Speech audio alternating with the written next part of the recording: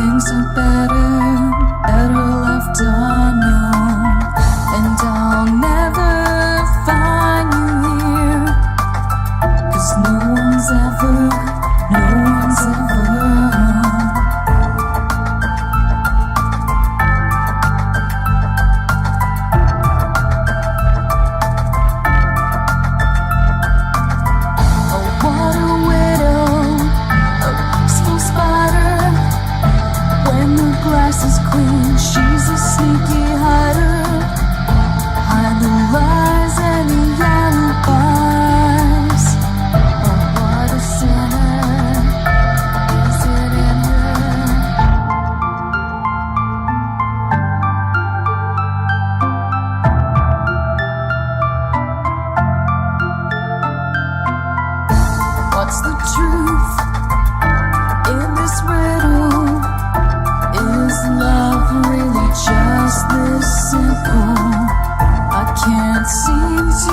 find my way in this world that never stays.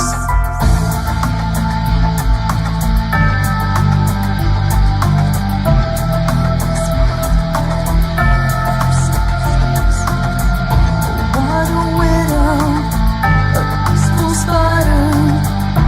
When the glass is clean, she's a sneaky hider. Hide the lies and the alibis. What a sinner, is it in her?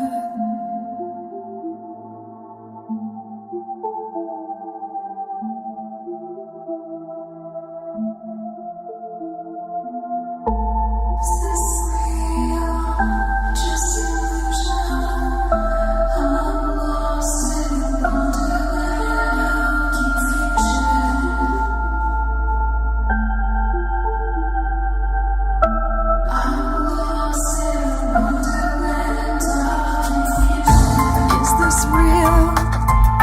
Just illusion, manifestation, or a dark delusion?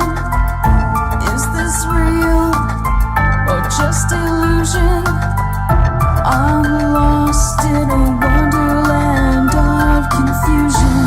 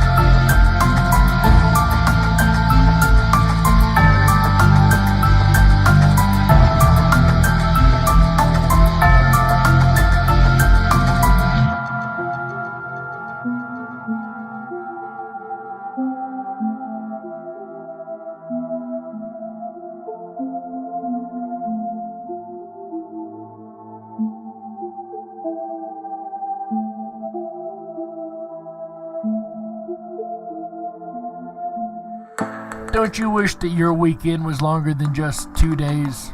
Well, if so, then you're in luck, because here on Ripon Common Sense Radio, our weekend begins on Wednesday. Yes, you heard that right. Our weekend kicks off every Wednesday at 7 p.m. Pacific, 10/9 Central, with Dark Wolf's Den, starring yours truly, Jerry the Dark Wolf. But that's where the fun has only just begun. Make sure you come back every Thursday through Sunday at 7 p.m. Pacific, 10/9 Central, for the Ripon Rabbit Hole Live Show, starring AJ the Ripon Rabbit. He dives into the archives of vocal legend Art Bell and brings those stories up to date. So make sure that you spend your extended weekends with the Animals Radio, Jerry the Dark Wolf and AJ the Ripon Rabbit, starting at 7 p.m. Pacific, 10/9 Central, every Wednesday through Sunday, right here on Ripon Common Sense Radio. Ripon Rabbit Hole is a community-driven radio. At times the community comments may reveal prejudices and other beliefs that we or our sponsors do not condone. Views or opinions expressed by the community, callers, or guests are those of the individual speaking and do not represent the views or opinions of this site. Ripon Common Sense content is intended for mature audiences only. Enjoy. This is Cynthia Sue Larson with Reality Shifters and the International Mandela Effect Conference, and you're now listening to Dark Wolf's Den Show on Ripon Common Sense Radio.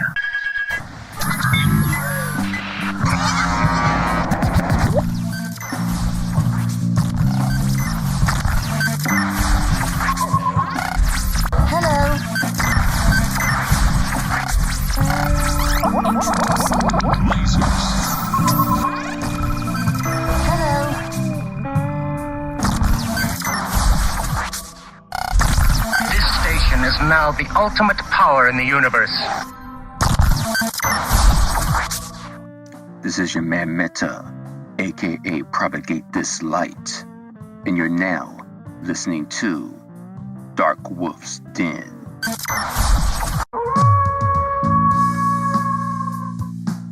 Are ghosts real? We had 1,000 hours of continuous communication with the spirit world. Does time travel actually exist? The laws of physics seem to be compatible with time machines. You know, sometimes I wonder about reincarnation.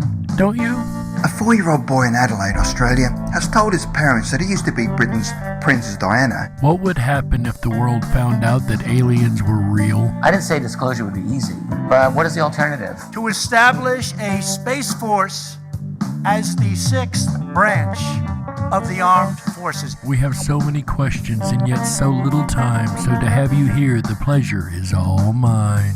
Coming to you from a secret mountain cave, hidden deep within the Idaho wilderness, this is the Dark Wolf's Den Show. Now, here is your host, Jerry Hicks.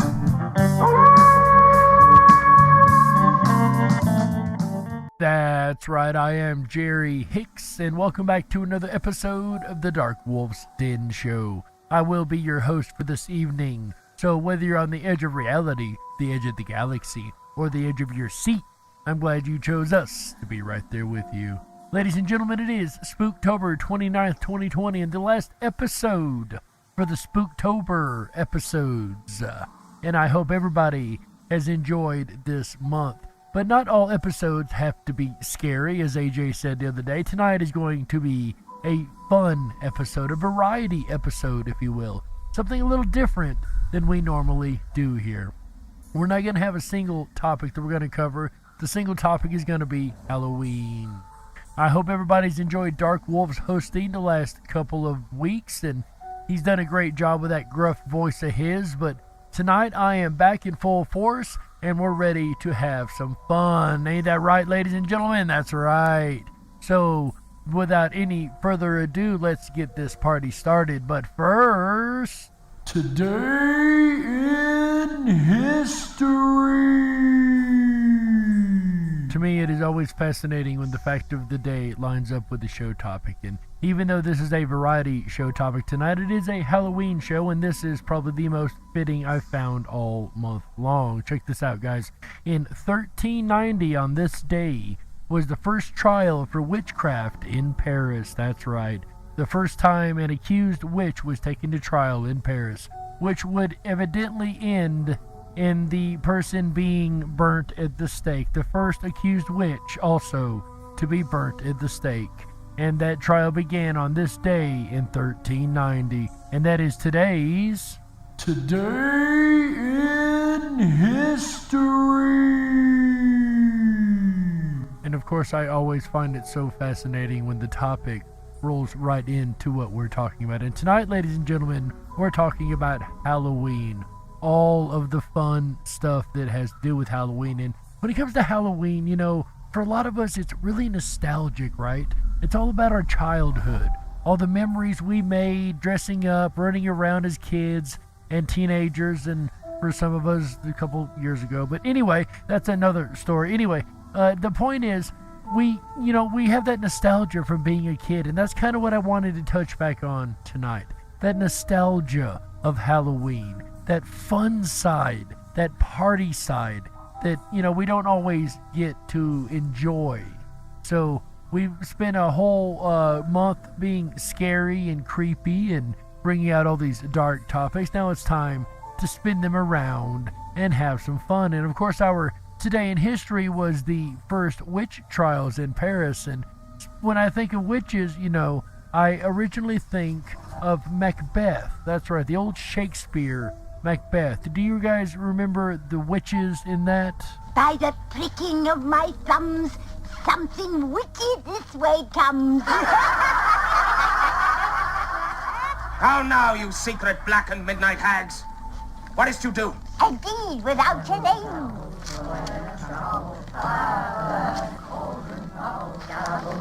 Toad on the cold stone, days and nights at 31. Sweltered venom sleeping got, boil thou first in the charmed pot. Eye of newt and toe of frog, wool of bat and tongue of dog. Adder's fork and blind worm's sting, lizard's leg and owlet's wing.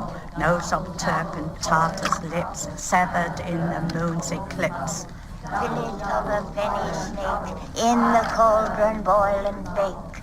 Liver of blaspheming Jew, gall of goat and slips of yew. And of course, in this scene, he goes on to chug this liquid brew that they've just stirred up in the cauldron. And I gotta say, I don't know if I would drink something with all those ingredients in it. But fair enough, he knew what he was getting into, right? He had better knowledge of his drink than we usually get from our FDA, right? He heard him announce what they were putting in there as they did it. But of course, that is from Macbeth and William Shakespeare, a classic writer.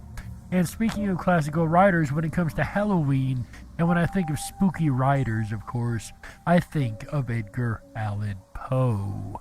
And Poe is known for a couple darker, macabre ideas and poems and short stories, a couple of which we're going to hear tonight.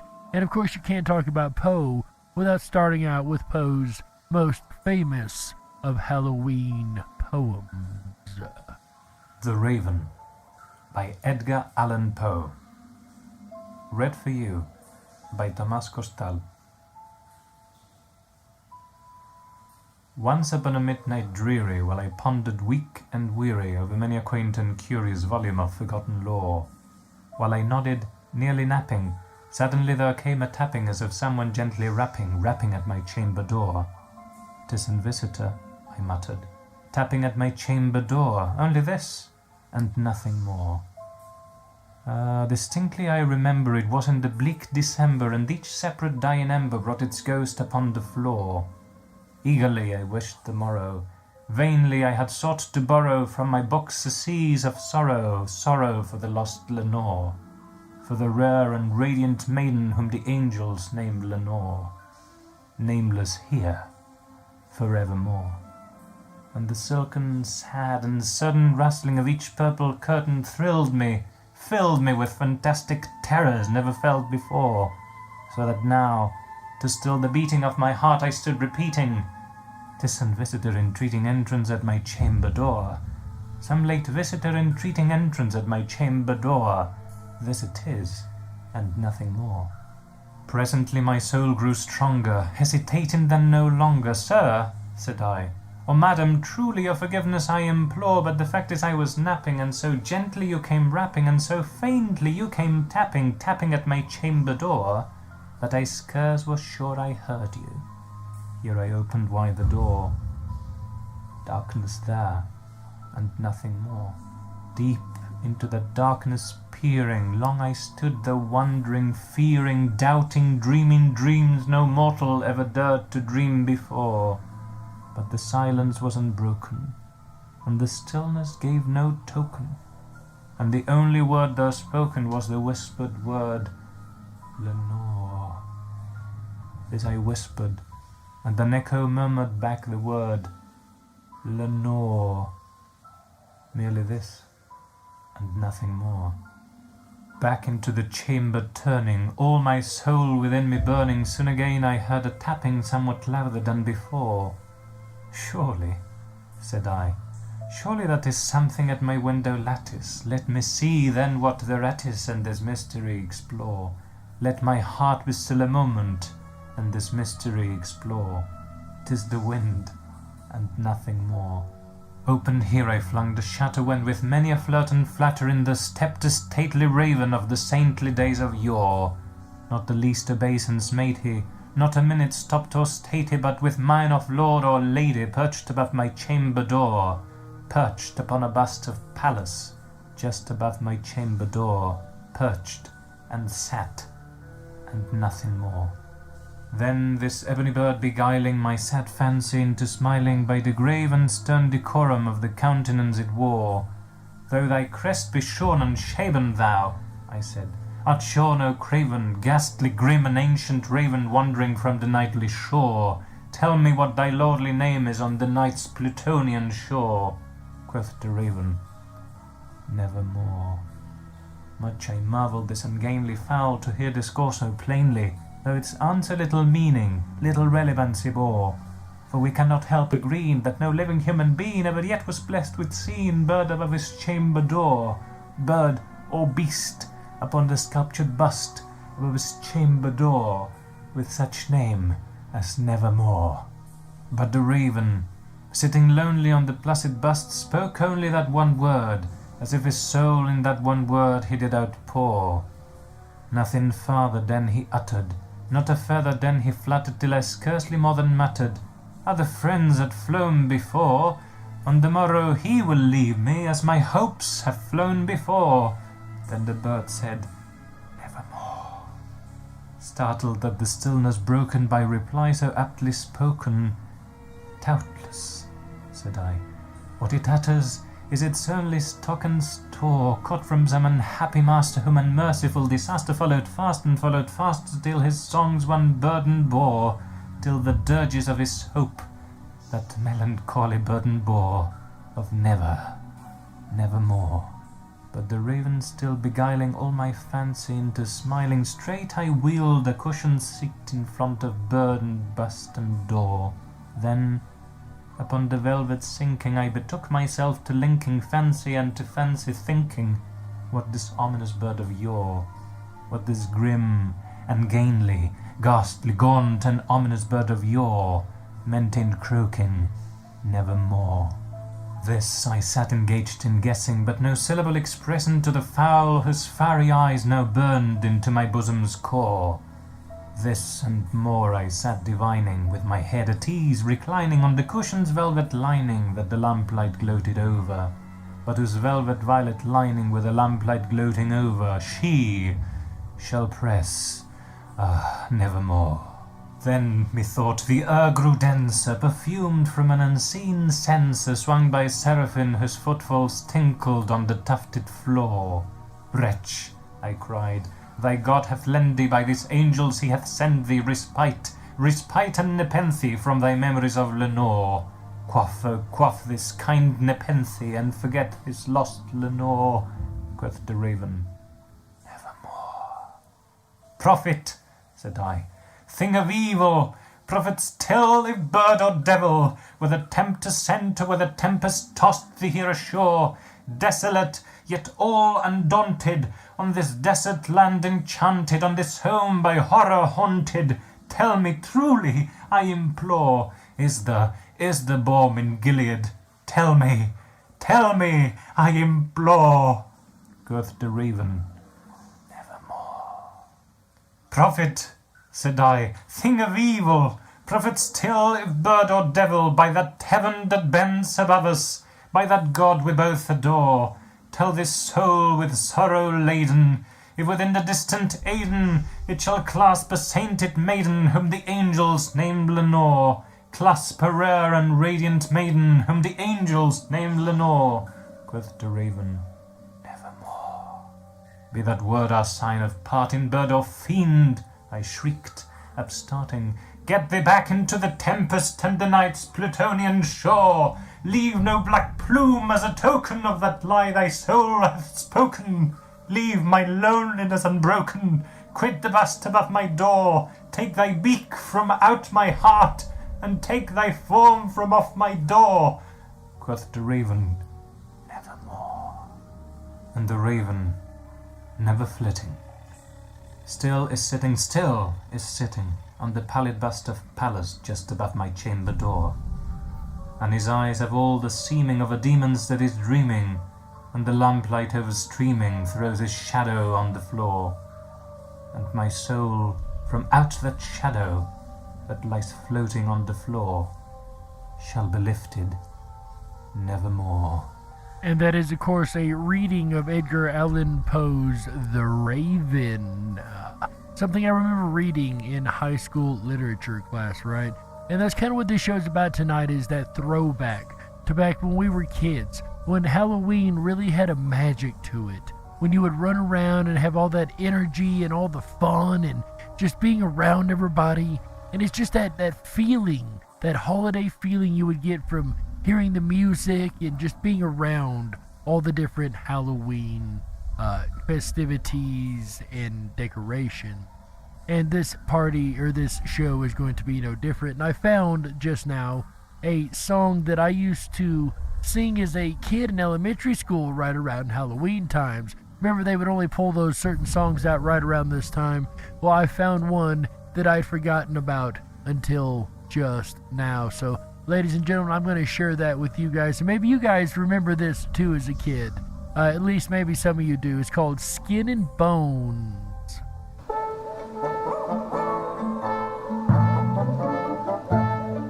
There wasn't a woman on Skin and Bones. Ooh.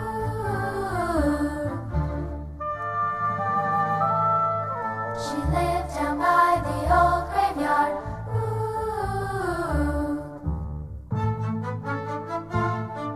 One night she thought she'd take a walk.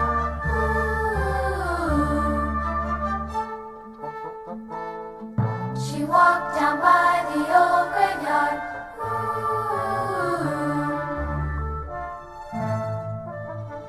She saw the bones a laying around. Ooh.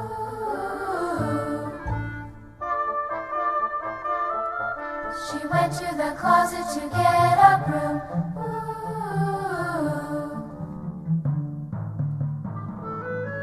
She opened the door and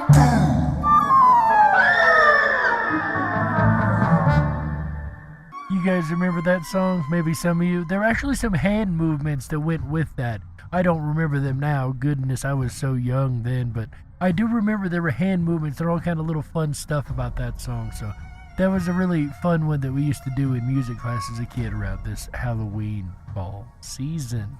And I really enjoy this season, I do, because it's just so much fun. There's so much magic that builds up at this time of year. This is just a very magical season. Things seem to come to life, right? Like jack-o'-lanterns.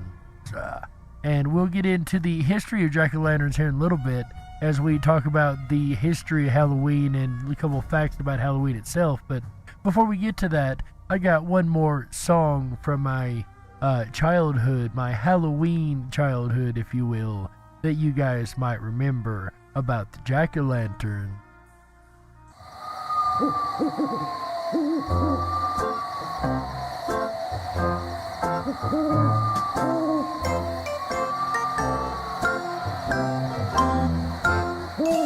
5 little pumpkins sitting on a gate.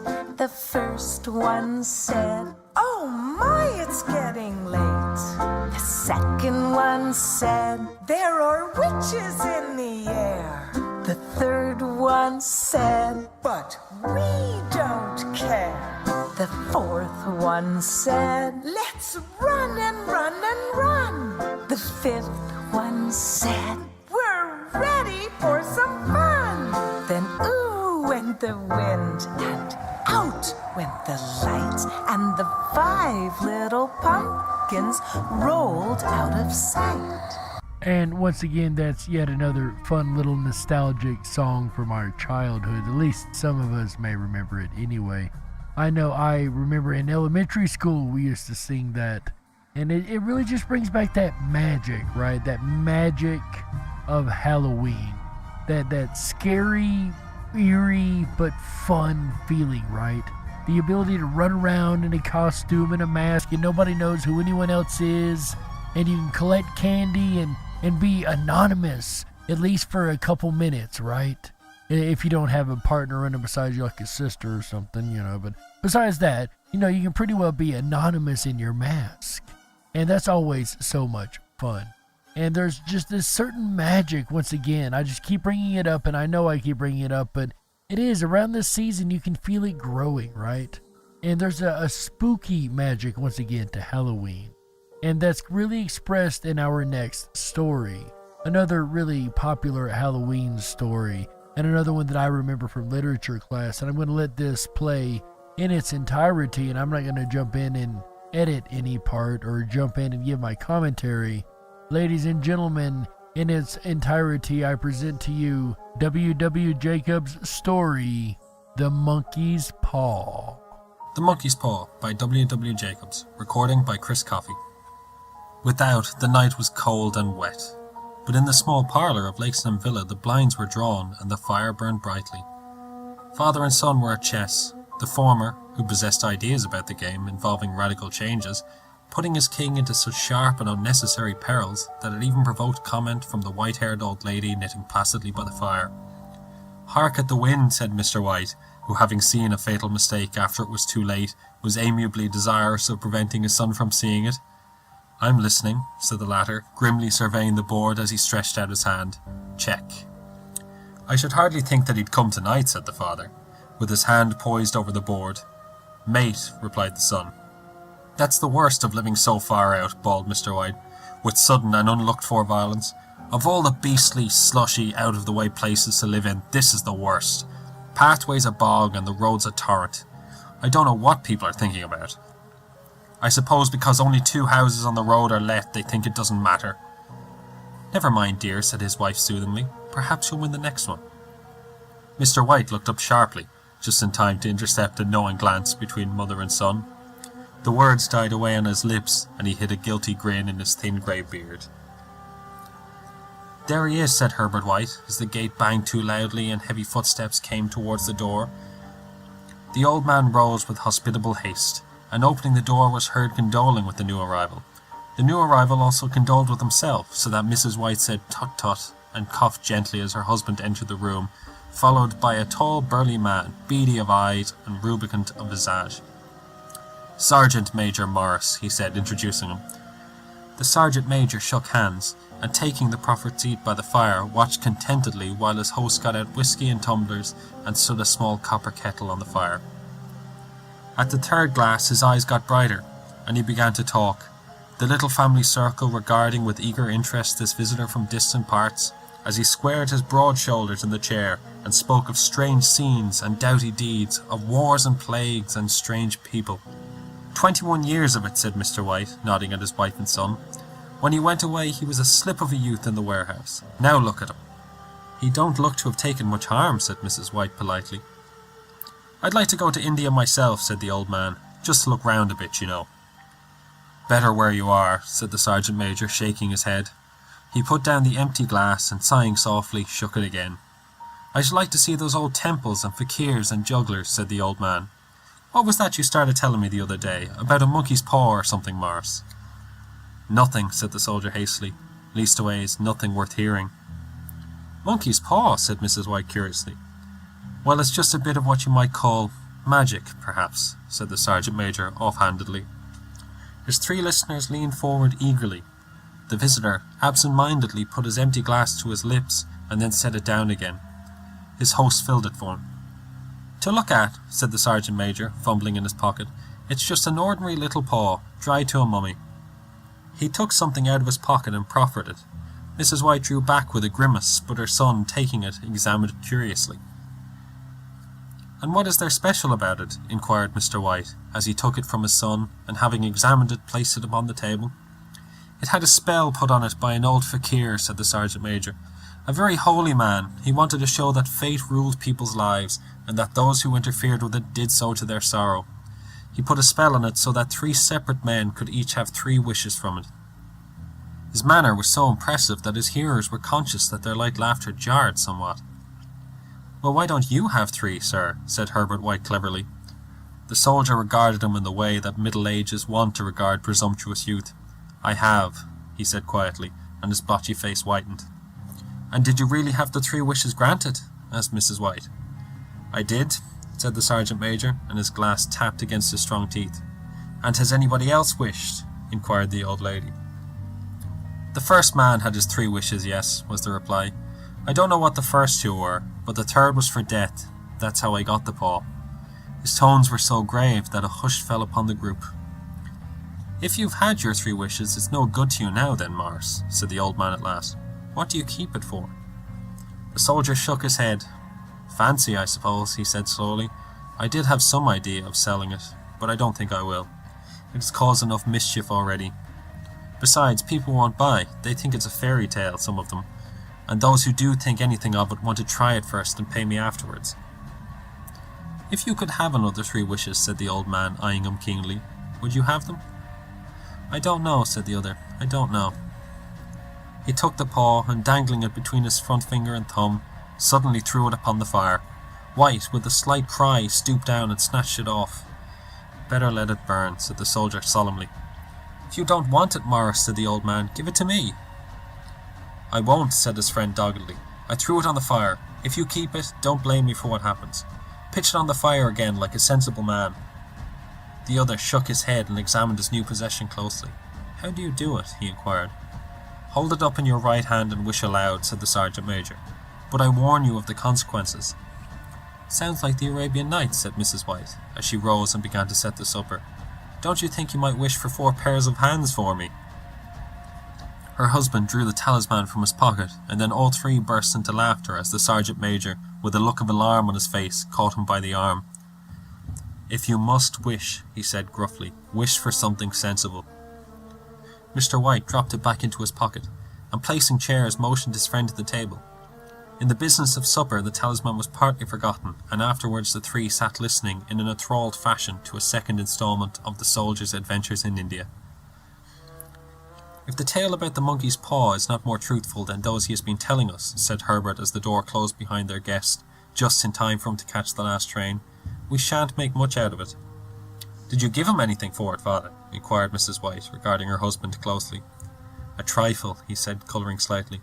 "He didn't want it, but I made him take it, and he pressed me again to throw it away." "Likely," said Herbert with pretended horror. "Why, we're going to be rich, and famous, and happy. Wish to be an emperor, father, to begin with. Then you can't be henpecked." He darted around the table, pursued by the maligned Mrs. White, armed with an antimacassar. Mr. White took the paw from his pocket and eyed it dubiously. "I don't know what to wish for, and that's a fact," he said slowly. "It seems to me I've got all I want." "If you only cleared the house you'd be quite happy, wouldn't you?" said Herbert, with his hands on his shoulder. "Well, wish for £200 then. That'll just do it." His father, smiling shamefacedly at his own credulity, held up the talisman as his son, with a solemn face, somewhat marred by a wink at his mother, sat down at the piano and struck a few impressive chords. "I wish for £200, said the old man distinctly. A fine crash from the piano greeted the words, interrupted by a shuddering cry from the old man. His wife and son ran towards him. "It moved," he cried, with a glance of disgust at the object as it lay on the floor. "As I wished, it twisted in my hand like a snake." "Well, I don't see the money," said his son, as he picked it up and placed it on the table, "and I bet I never shall." "It must have been your fancy, father," said his wife, regarding him anxiously. He shook his head. "Never mind, though, there's no harm done, but it gave me a shock all the same." They sat down by the fire again, while the 2 men finished their pipes. Outside, the wind was higher than ever, and the old man started nervously at the sound of a door banging upstairs. A silence unusual and depressing settled upon all 3, which lasted until the old couple rose to retire for the night. "I expect you'll find the cash tied up in a big bag in the middle of your bed," said Herbert, as he bade them good night, "and something horrible squatting up on top of the wardrobe watching you as you pocket your ill-gotten gains." In the brightness of the wintry sun next morning, as it streamed over the breakfast table, Herbert laughed at his fears. There was an air of prosaic wholesomeness about the room, which it had lacked on the previous night, and the dirty, shriveled little paw was pitched on the sideboard with a carelessness which betokened no great belief in its virtues. "I suppose all old soldiers are the same," said Mrs. White. "The idea of our listening to such nonsense!" How could wishes be granted in these days? And if they could, how could £200 hurt you, father? Might drop on his head from the sky, said the frivolous Herbert. Ma said that things happened so naturally, said his father, that you might, if you so wished, attribute it to coincidence. Well, don't break into the money before I come back, said Herbert, as he rose from the table. I'm afraid it'll turn you into a mean, avaricious man, and we shall have to disown you. His mother laughed, and following him to the door, watched him down the road, and returning to the breakfast table was very happy at the expense of her husband's credulity. All of which did not prevent her from scurrying to the door at the postman's knock, nor prevent her from referring somewhat shortly to retired sergeant majors of bibulous habits, when she found that the post brought a tailor's bill. Herbert will have some more of his funny remarks, I expect, when he comes home, she said as they sat at dinner. I dare say, said Mr. White, pouring himself out some beer, but for all that the thing moved in my hand, that I'll swear to. You thought it did, said the old lady soothingly. I say it did, replied the other. There was no thought about it. I had just... What's the matter? His wife made no reply. She was watching the mysterious movements of a man outside, who, peering in an undecided fashion at the house, appeared to be trying to make up his mind to enter. In mental connection with the £200, she noticed that the stranger was well dressed, and wore a silk hat of glossy newness. 3 times he paused at the gate, and then walked on again. The 4th time he stood with his hand upon it, and then with sudden resolution flung it open and walked up the path. Mrs. White, at the same moment, placed her hands behind her, and hurriedly unfastening the strings of her apron, put that useful article of apparel beneath the cushion of her chair. She brought the stranger, who seemed ill at ease, into the room. He gazed furtively at Mrs. White, and listened in a preoccupied fashion as the old lady apologized for the appearance of the room, and her husband's coat, a garment which he usually reserved for the garden. She then waited as patiently as her sex would permit for him to broach his business, but he was at first strangely silent. I was called to ask, he said at last, and stooped and picked a piece of cotton from his trousers. I come from Ma and Megan's. The old lady started. Is anything the matter? She asked breathlessly. Has anything happened to Herbert? What is it? What is it? Her husband interposed. There, mother, he said hastily. Sit down and don't jump to conclusions. You've not brought bad news, I'm sure, sir. And he eyed the other wistfully. I'm sorry, begged the visitor. Is he hurt? Demanded the mother. The visitor bowed in assent. Badly hurt, he said quietly, but he is not in any pain. Oh, thank God, said the old woman, clasping her hands. Thank God for that. She broke off suddenly, as the sinister meaning of the assurance dawned upon her, and she saw the awful confirmation of her fears in the other's averted face. She caught her breath, and turning to her slower-witted husband, laid her trembling old hand upon his. There was a long silence. He was caught in the machinery, said the visitor at length, in a low voice. Caught in the machinery, repeated Mr. White, in a dazed fashion. Yes. He sat staring blankly out at the window, and taking his wife's hand between his own, pressed it as he had been wont to do in their old courting days nearly 40 years before. He was the only one left to us, he said, turning gently to the visitor. It is hard. The other coughed, and rising, walked slowly to the window. The firm wished me to convey their sincere sympathy with you in your great loss, he said, without looking around. I beg that you will understand I am only their servant, and merely obeying orders. There was no reply. The old woman's face was white, her eyes staring, and her breath inaudible. On the husband's face was a look such as his friend the sergeant might have carried into his first action. I was to say that Ma and Megan's disclaim all responsibility, continued the other. They admit no liability at all, but in consideration of your son's services they wish to present you with a certain sum as compensation. Mr. White dropped his wife's hand, and rising to his feet gazed with a look of horror at his visitor. His dry lips shaped the word, how much? £200 was the answer. Unconscious of his wife's shriek, the old man smiled faintly, put out his hands like a sightless man, and dropped a senseless heap to the floor. In the huge new cemetery, some 2 miles distant, the old people buried their dead, and came back to a house steeped in shadow and silence. It was all over so quickly that at first they could hardly realize it, and remained in a state of expectation, as though of something else to happen, something else which was to lighten this load, too heavy for old hearts to bear. But the days passed, and expectation gave place to resignation, the hopeless resignation of the old, sometimes miscalled apathy. Sometimes they hardly exchanged a word, for now they had nothing to talk about, and their days were long to weariness. It was about a week after that the old man, waking suddenly in the night, stretched out his hand and found himself alone. The room was in darkness, and the sound of subdued weeping came from the window. He raised himself in bed and listened. "Come back," he said tenderly. "You will be cold." "It is colder for my son," said the old woman, and wept afresh. The sound of her sobs died away on his ears. The bed was warm and his eyes heavy with sleep. He dozed fitfully, and then slept until a sudden cry from his wife awoke him with a start. "The monkey's paw!" she cried wildly. "The monkey's paw!" He started up in alarm. Where is it? What's the matter?" She came stumbling across the room towards him. "I want it," she said quietly. "You've not destroyed it." "It's in the parlour on the bracket," he replied, marvelling. "Why?" She cried and laughed together, and bending over kissed his cheek. "I only just thought of it," she said hysterically. "Why didn't I think of it before? Why didn't you think of it?" "Think of what?" he questioned.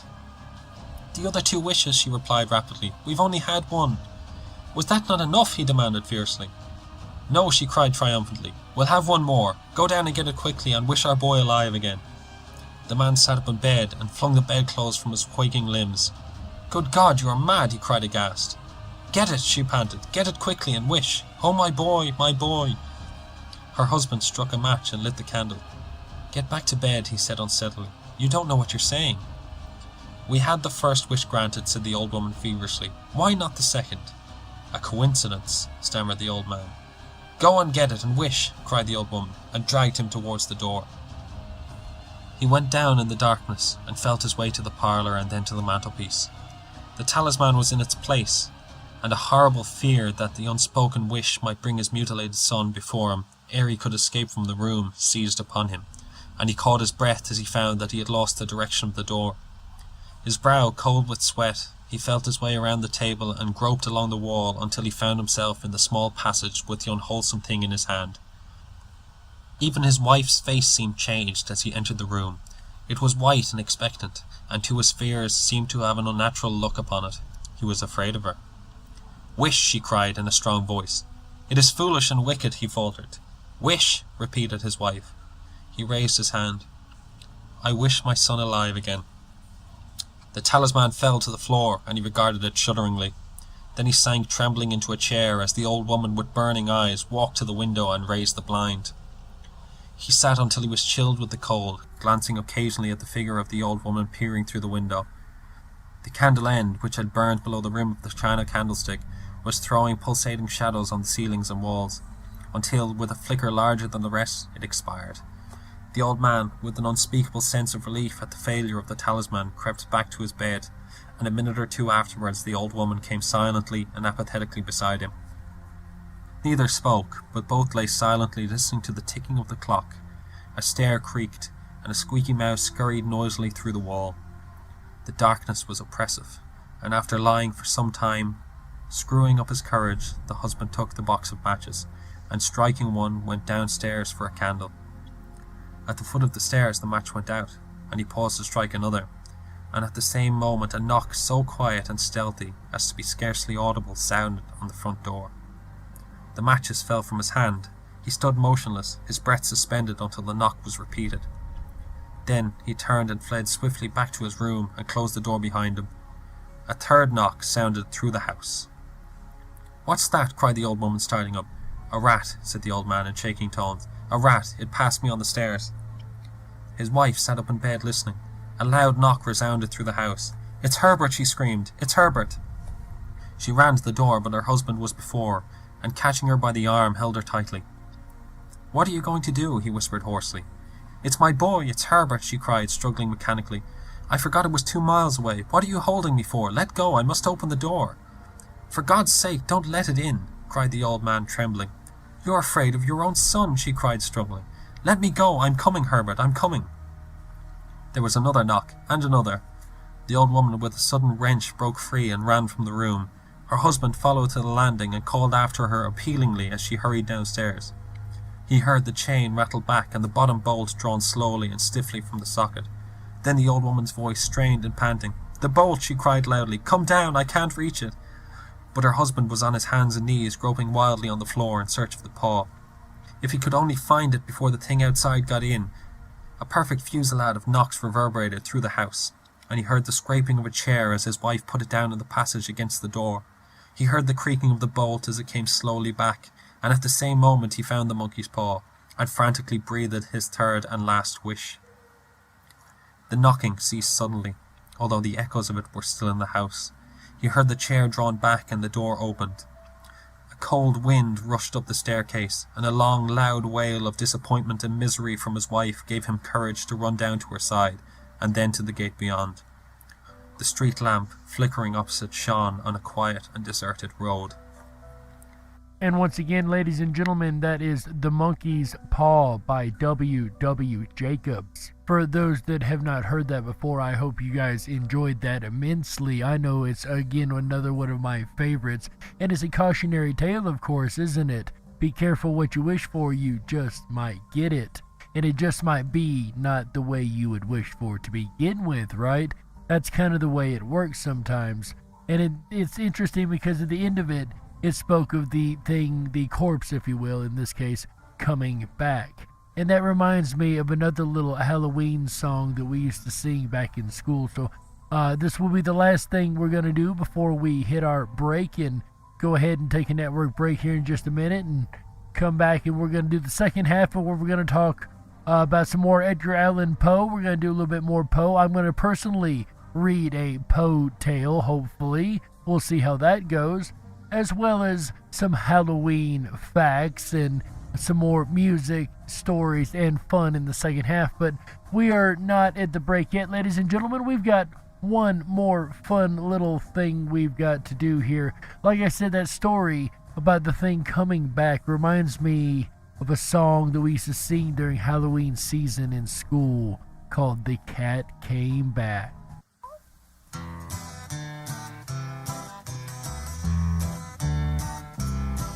Now old Mr. Johnson had troubles of his own. He had a yellow cat who wouldn't leave his home. He tried and he tried to give the cat away. He gave it to a man going far, far away. But the cat came back the very next day. The cat came back. They thought he was a goner, but the cat came back. He just couldn't stay away. Give me a meow, go. Now the man around the corner swore he'd kill the cat on sight, so he loaded up his shotgun with nails and dynamite. He waited and he waited for the cat to come around. 97 pieces of the man is all that they found. But you know, the cat came back the very next day. The cat came back. They thought he was a goner, but the cat came back. He just couldn't stay away. Give me a meow, go. So he gave it to a man going up in a balloon. He told him for to take it to the man in the moon. The balloon came down about 90 miles away. Where the man is now, well, I dare not say. But you know, the cat came back the very next day. The cat came back. They thought he was a goner, but the cat came back. He just couldn't stay away. Give me a meow, go. So he gave it to a man going way out west. He told him for to take it to the one he loved the best. First the train hit the track, then it jumped a rail. Not a soul was left behind to tell the gruesome tale. But you know what? The cat came back the very next day. The cat came back. They thought he was a goner, but the cat came back. He just couldn't stay away. Give me a meow, go. Now the cat was the possessor of a family of his own, with 7 little kittens, till there came a cyclone. It tore the houses all apart and tossed the cat around. The air was filled with kittens, but not one was ever found.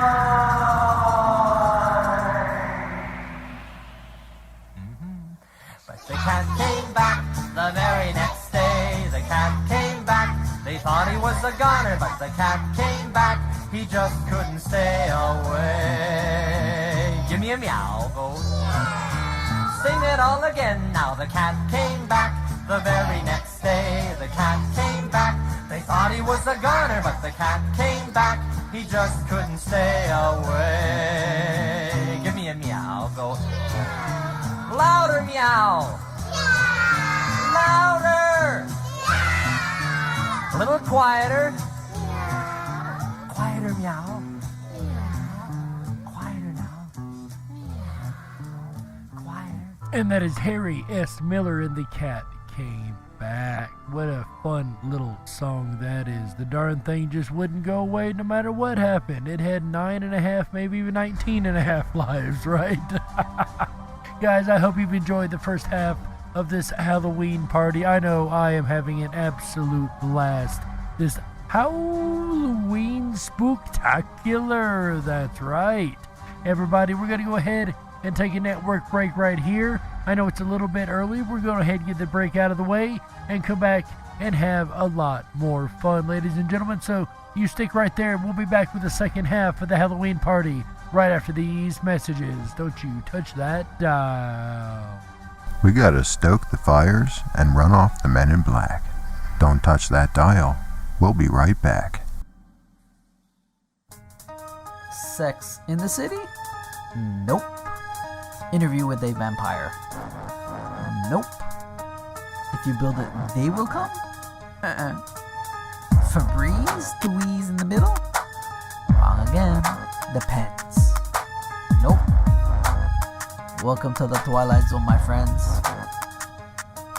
A phenomenon known as the Mandela Effect. You may have heard of it. You may want to not neglect unbecoming, awake, and spiritually inclined. So sit back, relax, while I blow your mind. Take the thumb off the cell, stop following the sheep. Down the rabbit hole we go. Are you ready for that leap? The Zapruder film, #JFK.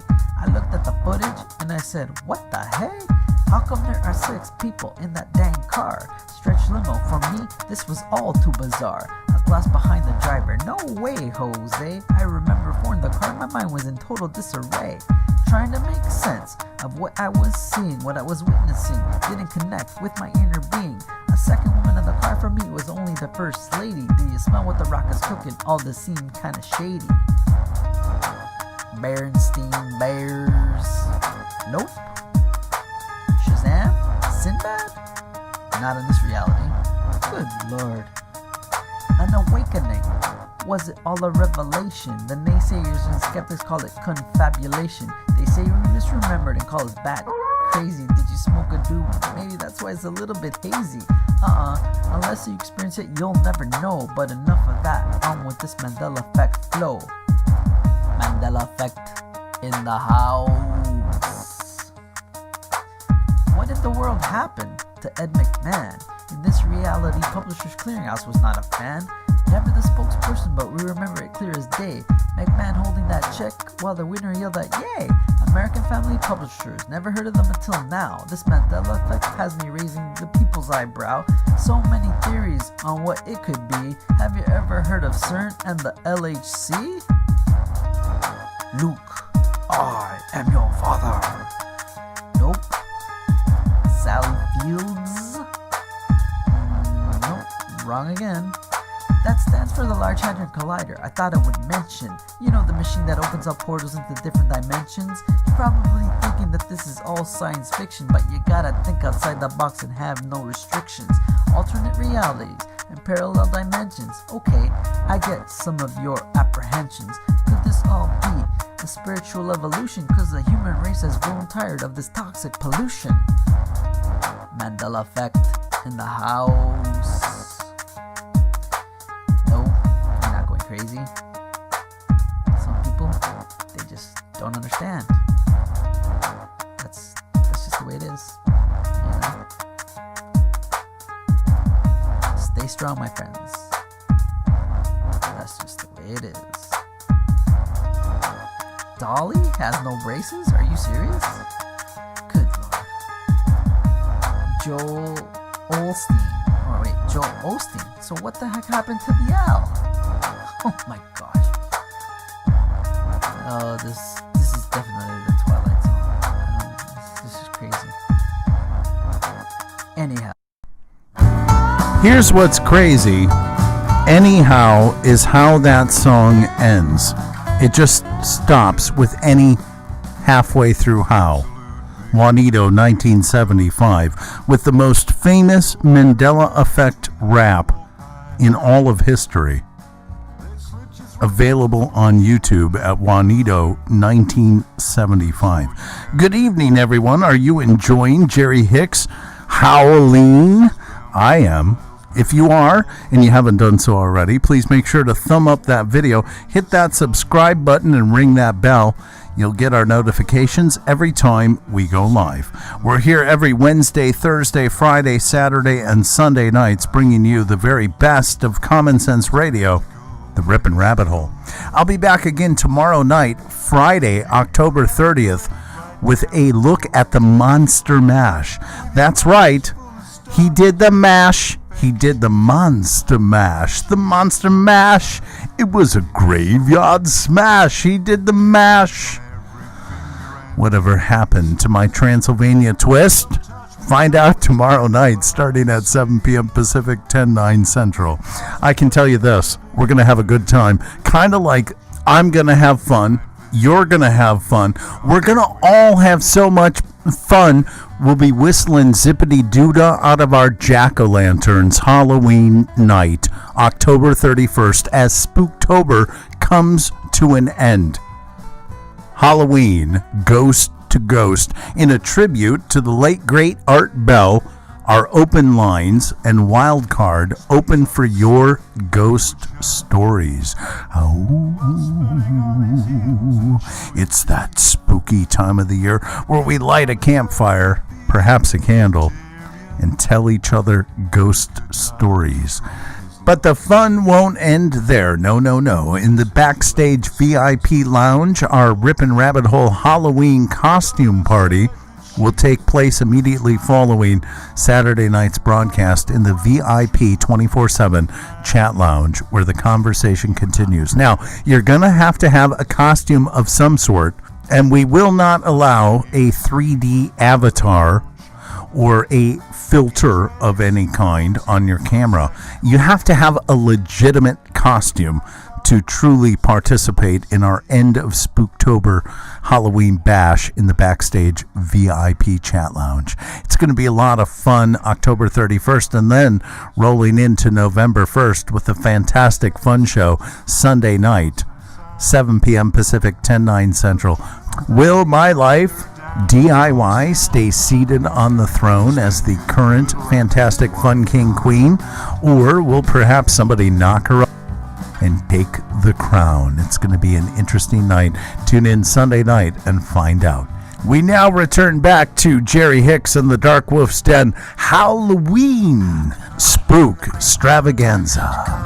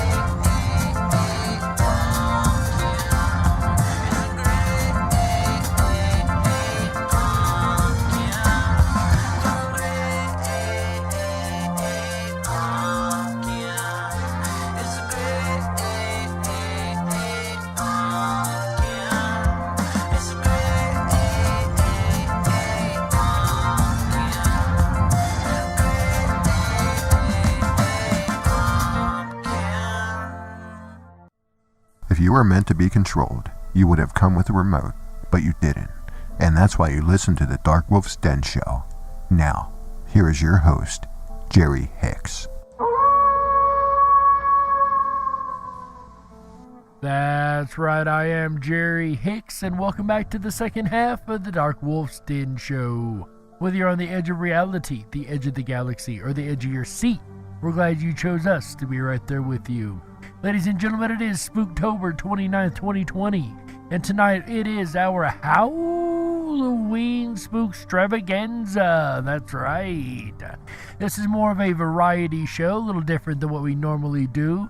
We've had stories, we've had songs, and we're going to continue to have both, as well as a couple few facts thrown in here and there. And we're going to carry on this evening with another story from Edgar Allan Poe, one of my absolute favorites, called The Telltale Heart, and is going to be read by yours personally, Jerry Hicks. So without any further ado, ladies and gentlemen, I present to you The Telltale Heart by Edgar Allan Poe. True, nervous, very, very dreadfully nervous I had been and am. But why will you say that I am mad? The disease had sharpened my senses, not destroyed, not dulled them. Above all was the sense of hearing acute. I heard all things in the heaven and in the earth. I heard many things in hell. How then am I mad? Hearken and observe how healthily, how calmly I can tell you the whole story. It is impossible to say how first the idea entered my brain, but once conceived it haunted me day and night. Object there was none, passion there was none. I loved the old man. He had never wronged me. He had never given me insult. For his gold I had no desire. I think it was his eye. Yes, it was this. He had the eye of a vulture, a pale blue eye with a film over it. Whenever it fell upon me, my blood ran cold, and so by degree, very gradually, I made up my mind to take the life of the old man, and thus I'd myself rid myself of the eye forever. Now this to the point. You fancy me mad? Madmen know nothing, but you should have seen me. You should have seen how wisely I proceeded, with what caution, with what foresight, with what dissimulation I went to work. I was never kinder to the old man than during the whole week before I killed him. And every night about midnight, I turned the latch of his door and opened it, oh, so gently. And then, when I had made an opening sufficient for my head, I put in a dark lantern, all closed, so that no light shone out, and then I thrust in my head. Oh, you would have laughed to see how cunningly I thrust it in. I moved it slowly, very, very slowly, so that I might not disturb the old man's sleep. It took me an hour to place my whole head within the opening so far that I could see him as he lay upon his bed. Ha! Would a madman have been so wise as this? And then, when my head was well in the room, I undid the lantern cautiously, oh so cautiously. Cautiously, for the hinges creaked. I undid it, just so much that a single thin ray fell upon the vulture eye. And this I did for 7 long nights, every night just at midnight. But I found the eye always closed, and so it is impossible to do the work. For it was not the old man who vexed me, but his evil eye. And every morning when day broke, I went boldly into the chamber and spoke courageously to him, calling him by name in a hearty tone, and inquiring how he had passed the night. So you see, he would have been a very profound old man indeed, to suspect that every night, just at 12, I looked in upon him while he slept. Upon the 8th night, I was more than usually cautious in the opening of the door. A watch's minute hand moves more quickly than did mine. Never before that had I felt the extent of my own powers, of my sagacity.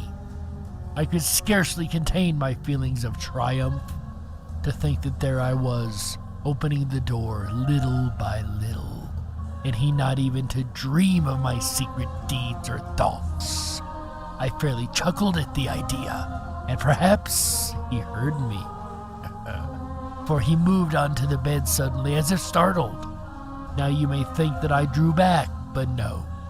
His room was as black as pitch with the thick darkness, for the shutters were close fastened through fear of robbers, and so I knew that he could not see the opening of the door, and I kept pushing it on steadily. I had my head in and was about to open the lantern when my thumb slipped upon the tin fastening, and the old man sprang up in bed, crying out, "Who's there?" I kept quite still and said nothing. For a whole hour I did not move a muscle, and in the meantime I did not hear him lie down. He was still sitting up in the bed, listening, just as I have done night after night, hearkening to the death watches in the wall. Presently, I heard a slight groan, and I knew it was the groan of mortal terror. It was not a groan of pain or of grief, oh no! It was the low, stifled sound that arises from the bottom of the soul when overcharged with awe. I know the sound well.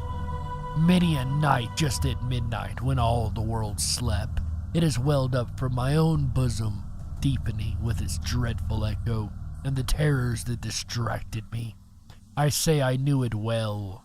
I knew what the old man felt, and pitied him, although I chuckled at heart. I knew that he had been lying awake ever since that first slight noise, when he had turned in the bed. His fears had been ever since growing upon him. He had been trying to fancy them causeless, but could not. He had been saying to himself, "It is nothing but the wind in the chimney. It is but a mouse crossing the floor. Or it is merely a cricket which has had a single chirp." Yes, he had been trying to comfort himself with these suppositions, but he had found it all in vain. All in vain, because death, in approaching him, had stalked with his black shadow before him and enveloped the victim. And it was the mouthful influence of the unperceived shadow that caused him to feel, although he neither saw nor heard, to feel the presence of my head within the room. When I had waited a long time, very patiently, without fearing him lie down, I resolved to open a very, very little crevice in the lantern. So I opened it.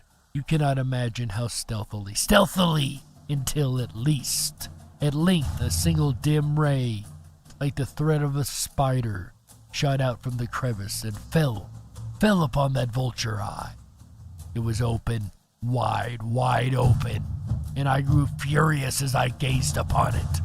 I saved with perfect distinctness, all of blue, with a hideous veil over it that chilled the very marrow in my bones. But I could see nothing else of the old man's face or person, for I had directed the ray, as if by instinct, precisely upon that darned eye. And have I not told you what you mistake for madness is over acuteness of the senses? Now I say, there came to my ears a low, dull, quick sound, such as a watch makes when enveloped in cotton. I knew that sound well, too. It was the beating of the old man's heart. It increased my fury, as the beating of a drum stimulates the soldier into courage. But even yet I refrained and kept still. I scarcely breathed. I held the lantern motionless. I tried how steadily I could maintain the ray upon the eye. Meantime, the hellish tattoo of the heart increased. It grew quicker and quicker and louder every instant. The old man's terror must have been extreme. It grew louder. I say louder every moment. Do you mark me well? I have told you that I am nervous, so I am. And now at the dead hour of the night, amid the dreadful silence of that old house, so strange a noise as this excited me to uncontrollable terror. Yet for some minutes longer I refrained and stood still. But the beating grew louder. I thought the heart must have burst, and now a new anxiety seized me. The sound would be heard by a neighbor. The old man's hour had come. With a loud yell, I threw open the lantern and leaped into the room. He shrieked once only. In an instant, I dragged him to the floor and pulled the heavy bed over him. I then smiled gaily to find the deed so far done. But for many minutes, that heart beat on with a muffled sound. This, however, did not vex me. It would not be heard through the wall. At length it ceased. The old man was dead. I removed the bed and examined the corpse. Yes, he was stone dead. I placed my hand upon the heart and held it there many minutes. There was no pulsation. He was stone dead. His eyes would trouble me no more. If still you think me mad, you will think so no longer when I describe the wise precautions I took for the concealment of the body. The night waned, and I worked hastily, but in silence. First of all, I dismembered the corpse. I cut off the head and the arms and the legs. I then took up 3 planks from the flooring of the chamber and deposited all between the scantlings. I then replaced the board so cleverly, so cunningly, that no human eye, not even his, could have detected anything wrong. There was nothing to wash out, no stain of any kind, no blood spot whatever. I had been too weary for that. A tub had caught all. Ha-ha! When I had made an end of these labors, it was 4 o'clock. Still dark as midnight. As the bell sounded the hour, there came a knocking at the street door. I went down to open it with a light heart. For what had I now to fear? There entered 3 men, who introduced themselves with perfect suavity as officers of the police. A shriek had been heard by a neighbor during the night. Suspicion of foul play had been aroused. Information had been logged at the police office, and they had been deputed to search the premises. I smiled, for what had I to fear? I bade the gentleman welcome. The shriek, I said, was my own in a dream. The old man I mentioned was absent in the country. I took my visitors all over the house. I bade them search well. I led them at length to his chamber. I showed them his treasures, secure, undisturbed. In the enthusiasm of my confidence, I brought chairs into the room and desired them here to rest from their fatigues, while I myself, in the wild audacity of my perfect triumph, placed my own seat upon the very spot beneath which reposed the corpse of the victim. The officer was satisfied. My manner had convinced them. I was singularly at ease. They sat, and while I answered cheerily, they chatted of familiar things, but ere long I felt myself getting pale and wished them gone. My head ached, and I fancied a ringing in my ears, but still they sat and still chatted. The ringing became more distinct. It continued and became more distinct. I talked more freely to get rid of the feeling, but it continued and gained deafeningness, until at length I found the noise was not within my ears. No doubt I now grew very pale, but I talked more fluently and with a heightened voice, yet the sound increased, and what could I do? It was a low, dull, quick sound, much such a sound as a watch makes when enveloped in cotton. I gasped for breath, and yet the officers heard it not. I talked more quickly, more vehemently, but the noise steadily increased. I arose and argued about trifles in a high key and with violent gesticulations, but the noise steadily increased. Why would they not be gone? I paced the floor to and fro with the heavy strides, as if excited to fury by the observation of the men, but the noise steadily increased. Oh God, what could I do? I foamed, I raved, I swore! I swung the chair upon which I had been sitting and grated it upon the boards, but the noise arose over all and continually increased. It grew louder, louder, louder, and still the men chatted pleasantly and smiled. Was it possible they heard not? Almighty God!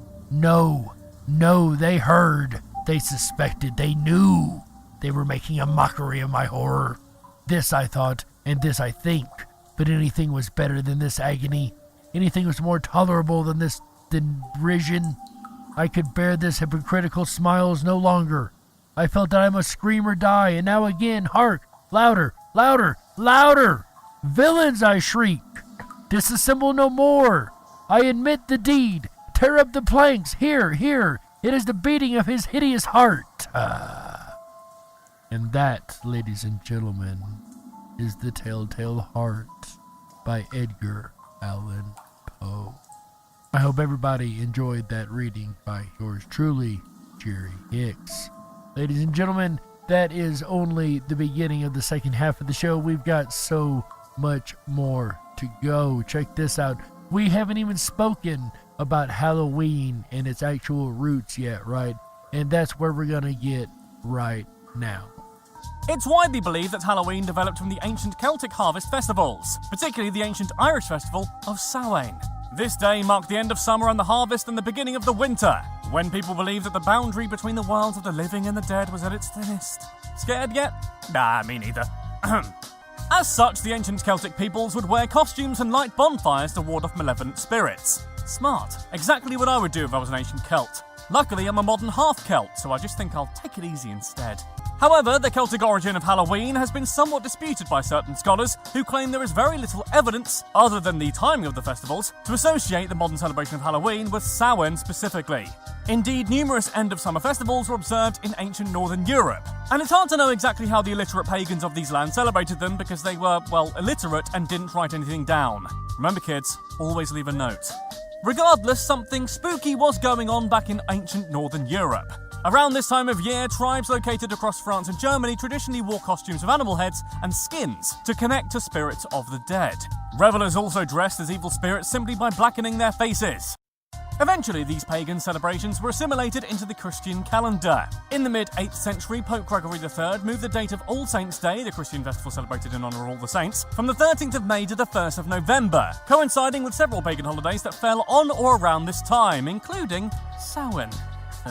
All Saints' Day, also known as All Hallows' Day, hello there, is the second day in the 3-day celebration of All Hallowtide, the first being All Hallows' Eve and the third All Souls' Day. This period was dedicated to remembering the dead, including saints, also known as Hallows, martyrs, and all the faithful Christians who have died. As such, All Hallows' Eve falls on the same day as Samhain, and the rest is literally history. So as we see, the Pope decided to just put the holiday near the pagan holidays. That way they would have no choice but to be celebrating with the Christians, right? It's kind of a dirty, underhanded way to do it, but it worked, and it's crazy how it's grown into what it is today, or what it used to be in modern times anyway, and we'll get into more of that in just a second. Bats in particular are associated with Halloween because of the ancient Samhain ritual of lighting special bonfires, attracting insects which in turn would attract bats, hoping to bag themselves a delicious, savoury moth. Not to count the fact that bats are just creepy and some of them actually drink human blood, but besides that, they're not too bad, right? And you remember our fact of the day today had to do with the first witch trial in France, but where did the word witch actually come from? The word witch comes from the Old English wick, meaning wise woman. According to certain legends, witches gathered only twice a year when the seasons changed. The first meeting was held on the eve of May Day on the 30th of April, which interestingly enough also happens to be my birthday, the 13th of April. And the other was Halloween. And you guys know another motif that is really common around the Halloween season, and you always see it on our thumbnails there, is that full moon. But it's really special when you get a full moon on Halloween, right? Although full moons are often associated with Halloween, full moons on Halloween are actually fairly rare, with the most recent Halloween full moons occurring in 1955, 1974 and 2001. However, a Halloween full moon is expected to occur relatively soon, by the time I'm standing in this booth, in the year 2020. That's right, guys. If 2020 wasn't already especially rare and crazy enough as it is, Halloween night we will have a full moon. Oh, yeah. That's what I gotta say about that. Trick-or-treating is possibly the most popular Halloween custom, in which children dress up in scary or amusing costumes and go door to door to ask for sweets or candy. Does anybody know where trick-or-treating actually got its origins from? It actually may not be how you think it started. Most experts trace trick-or-treating back to the medieval Christian practice of souling, when children and the poor would go around a community offering prayers for the dead in exchange for a special small round cake called soul cakes. And I have actually looked up what soul cakes are, and they are traditionally a cross between a scone and a biscuit, lightly spiced and filled with currants or raisins. So there you go. They used to beg for these soul cakes in exchange for prayers for the dead, or the poor would go around as well as the children and do this and beg for soul cakes or beg for food in exchange for prayer. The first known mention of the term trick-or-treating in print in North America occurred in 1927 in Blackie, a small town in Alberta, Canada. Now that I did not realize. I didn't know that the term trick-or-treat was actually a fairly newer term, only being really coined in 1927. But you know, when you are out trick-or-treating and you're running around and you're going house to house, one of the first things you see as you walk up each walkway is what? A jack-o'-lantern, right? A pumpkin carved with a crazy face on it, right? Another popular Halloween pastime is carving pumpkins into jack-o'-lanterns, another practice that can be traced all the way back to the invented ancient Irish. To make jack-o'-lanterns, large pumpkins are hollowed out and scary, devilish faces are carved onto their surface. Often a candle is placed inside to illuminate the creepy face in the dark. What you may find really, really fascinating is something that I know I found really fascinating was the story of the jack-o'-lantern. Now, check this out, guys. This is the original creation story of Jack-o'-lantern. The term jack-o'-lantern comes from a tale in Irish folklore about a man named Stingy Jack. There are many different versions of the tale, but the most common telling has Jack out one night getting absolutely trashed with a devil, never a good move, who had heard of Jack's reputation for being a liar and manipulator. When it came time to pay, Jack convinced his drinking partner to transform into a coin, so he could pay for the drinks without spending money. At this point, Jack placed the devil coin into a pocket which also contained a silver cross, preventing him from transforming back into his natural form until he had agreed to not bother Jack for 10 years, during which time the devil could never claim his soul. Which, I gotta say, so far, that's a pretty slick move. I like that. He's tricked the devil. How often do you hear stories of tricking the devil? You always hear the story of the devil tricking humans, but how often do you hear a story about a human tricking a devil? But wait, that's only the beginning of the story. I bet you're wondering how this translates to pumpkins. Well, wait for it. 10 years later, the devil returned to finally claim Jack's soul, probably not particularly happy about having been tricked into becoming loose change.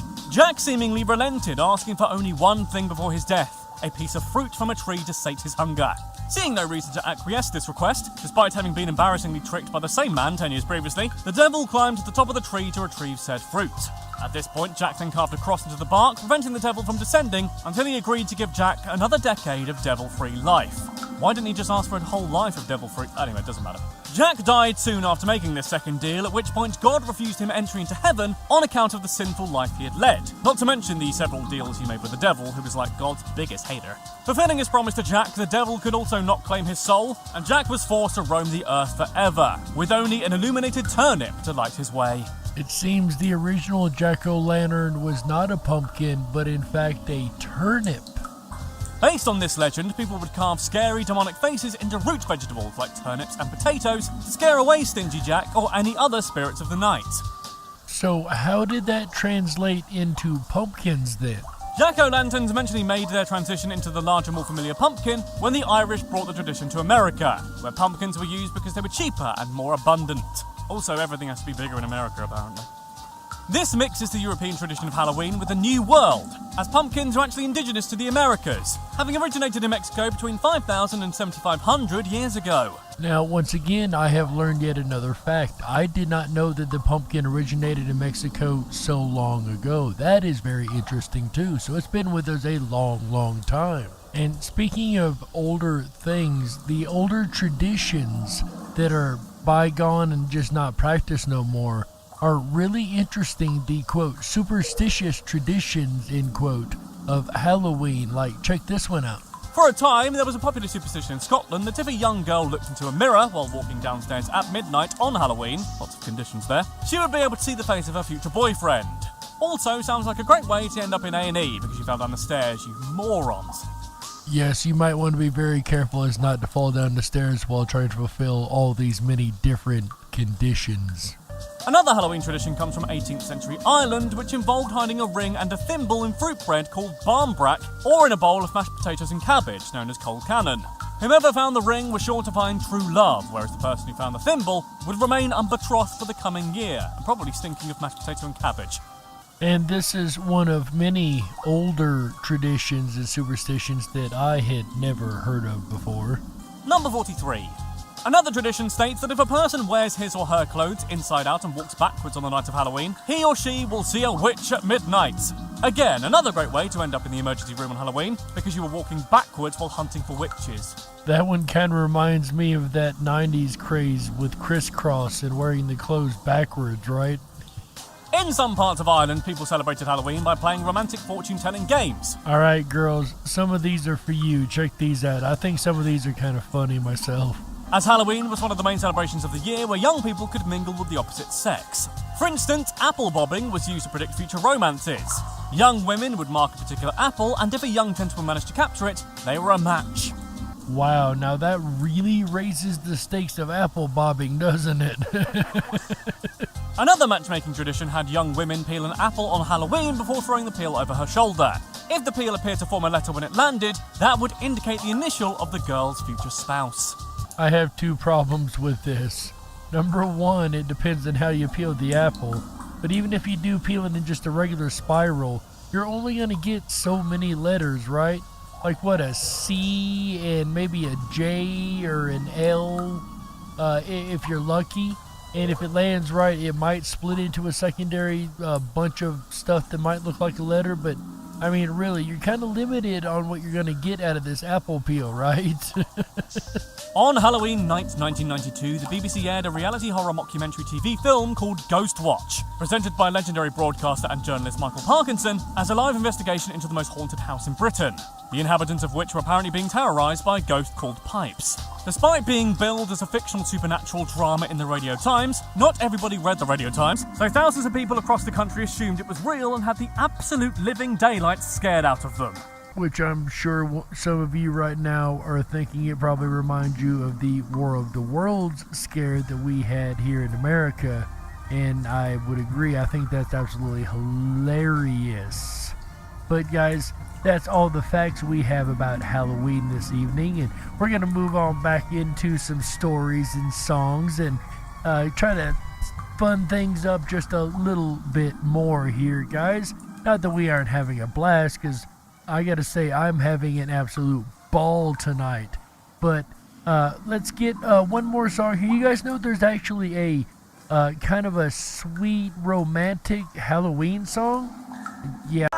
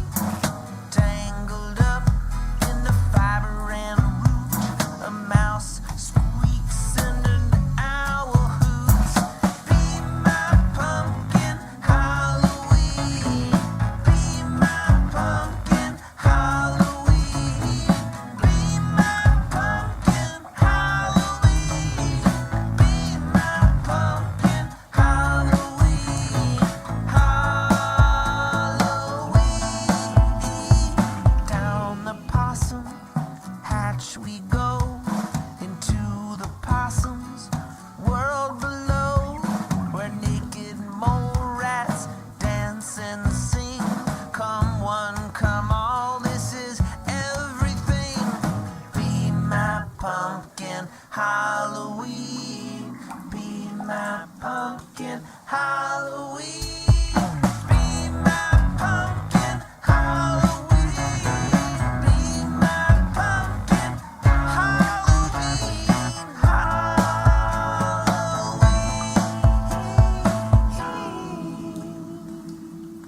Would you be my Halloween pumpkin? It's probably the worst and cheesiest pickup line I think I've ever used and or heard. But anyway, moving along, ladies and gentlemen, we're gonna move on to yet another Halloween short story. This is one that was suggested to me, actually. I really wasn't as big on this one, but this is one that you guys may know. This is yet another Edgar Allan Poe. Ladies and gentlemen, I present to you The Black Cat. The Black Cat by Edgar Allan Poe. For the most wild yet most homely narrative which I am about to pen, I neither expect nor solicit belief. Mad indeed would I be to expect it, in a case where my very senses reject their own evidence. Yet mad I am not, and very surely do I not dream. But tomorrow I die, and today I would unburthen my soul. My immediate purpose is to place before the world plainly, succinctly, and without comment, a series of mere household events. In their consequences, these events have terrified, have tortured, have destroyed me. Yet I will not attempt to expound them. To me, they have presented little but horror. To many they will seem less terrible than barocks. Hereafter, perhaps, some intellect may be found which will reduce my phantasm to the commonplace. Some intellect more calm, more logical, and far less excitable than my own, which will perceive, in the circumstances I detail with awe, nothing more than an ordinary succession of very natural causes and effects. From my infancy, I was noted for the docility and humanity of my disposition. My tenderness of heart was even so conspicuous as to make me the jest of my companions. I was especially fond of animals, and was indulged by my parents with a great variety of pets. With these I spent most of my time, and never was so happy as when feeding and caressing them. This peculiarity of character grew with my growth, and in my manhood I derived from it one of my principal sources of pleasure. To those who have cherished an affection for the faithful and sagacious dog, I need hardly be at the trouble of explaining the nature or the intensity of the gratification thus derivable. There is something in the unselfish and self-sacrificing love of a brute which goes directly to the heart of him who has had frequent occasion to test the paltry friendship and gossamer fidelity of mere man. I married early, and was happy to find my wife a disposition not uncongenial with my own. Observing my partiality for domestic pets, she lost no opportunity of procuring those of the most agreeable kind. We had birds, goldfish, a fine dog, rabbits, a small monkey, and a cat. This latter was a remarkably large and beautiful animal, entirely black and sagacious to an astonishing degree. In speaking of his intelligence, my wife, who at heart was not a little tinctured with superstition, made frequent allusion to the ancient popular notion which regarded all black cats as witches in disguise. Not that she was ever serious upon this point, and I mention the matter at all for no better reason than that it happens just now to be remembered. Pluto, this was the cat's name, was my favourite pet and playmate. I alone fed him, and he attended me wherever I went about the house. It was even with difficulty that I could prevent him from following me through the streets. Our friendship lasted in this manner for several years, during which my general temperament and character, through the instrumentality of the fiend interperance, had, I blush to confess it, experienced a radical alteration for the worse. I grew, day by day, more moody, more irritable, more regardless of the feelings of others. I suffered myself to use intemperate language to my wife. At length I even offered her personal violence. My pets, of course, were made to feel the change in my disposition. I not only neglected, but ill-used them. For Pluto, however, I still retained sufficient regard to restrain me from maltreating him, as I made no scruple of maltreating the rabbits, the monkey, or even the dog, when by accident or through affection they came in my way. But my disease grew upon me, for that disease is like alcohol, and at length even Pluto, who was now becoming old, and consequently somewhat peevish, even Pluto began to experience the effects of my ill temper. One night, returning home much intoxicated from one of my haunts about town, I fancied that the cat avoided my presence.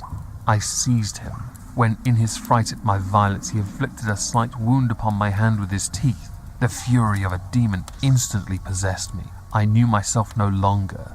My original soul seemed at once to take its flight from my body, and a more than fiendish malevolence, gin-nurtured, thrilled every fibre in my frame. I took from my waistcoat pocket a penknife, opened it, grasped the poor beast by the throat, and deliberately cut out one of its eyes from the socket. I blush, I burn, I shudder, while I pen the damnable atrocity. When reason returned with the morning, when I had slept off the fumes of the night's debauch, I experienced a sentiment of half horror, half of remorse for the crime for which I had been guilty. But it was at best a feeble and equivocal feeling, and the soul remained untouched. I again plunged into excess, and soon drowned in wine all memory of the deed. In the meantime, the cat slowly recovered. The socket of the lost eye presented, it is true, a frightful appearance, but he no longer appeared to suffer any pain. He went about the house as usual, but as might be expected, fled in extreme terror at my approach. I had so much of my old heart left, as to be at first grieved by this evident dislike on the part of the creature which had once loved me so. But this feeling soon gave place to irritation, and then came, as if to my final and irrevocable overthrow, the spirit of perverseness.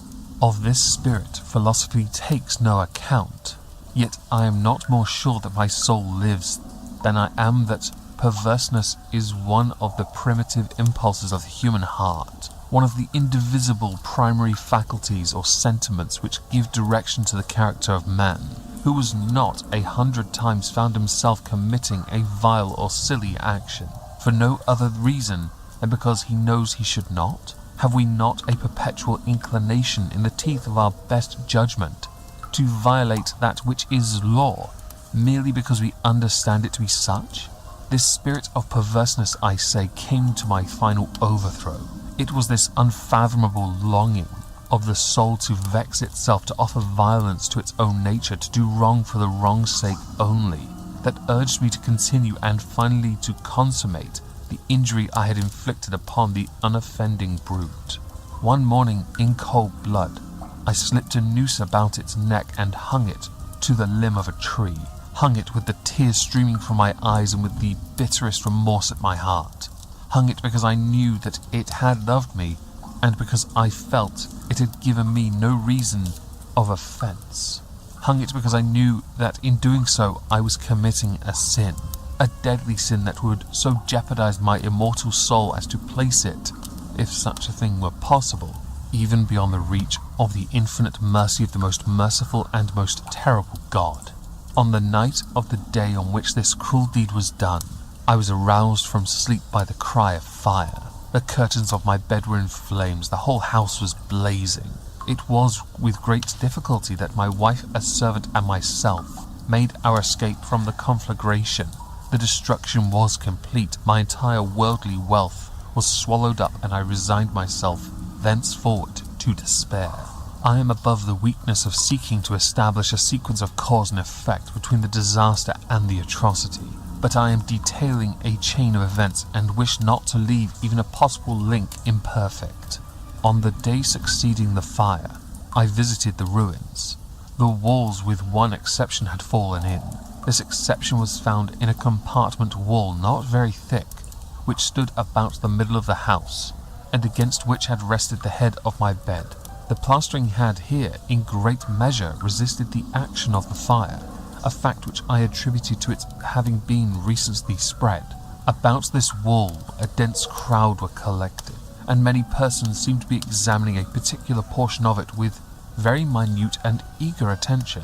The words strange, singular, and other similar expressions excited my curiosity. I approached and saw, as if graven in bas-relief upon the white surface, the figure of a gigantic cat. The impression was given with an accuracy truly marvellous. There was a rope about the animal's neck. When I first beheld this apparition, for I could scarcely regard it as less, my wonder and my terror were extreme. But at length reflection came to my aid. The cat, I remembered, had been hung in a garden adjacent to the house.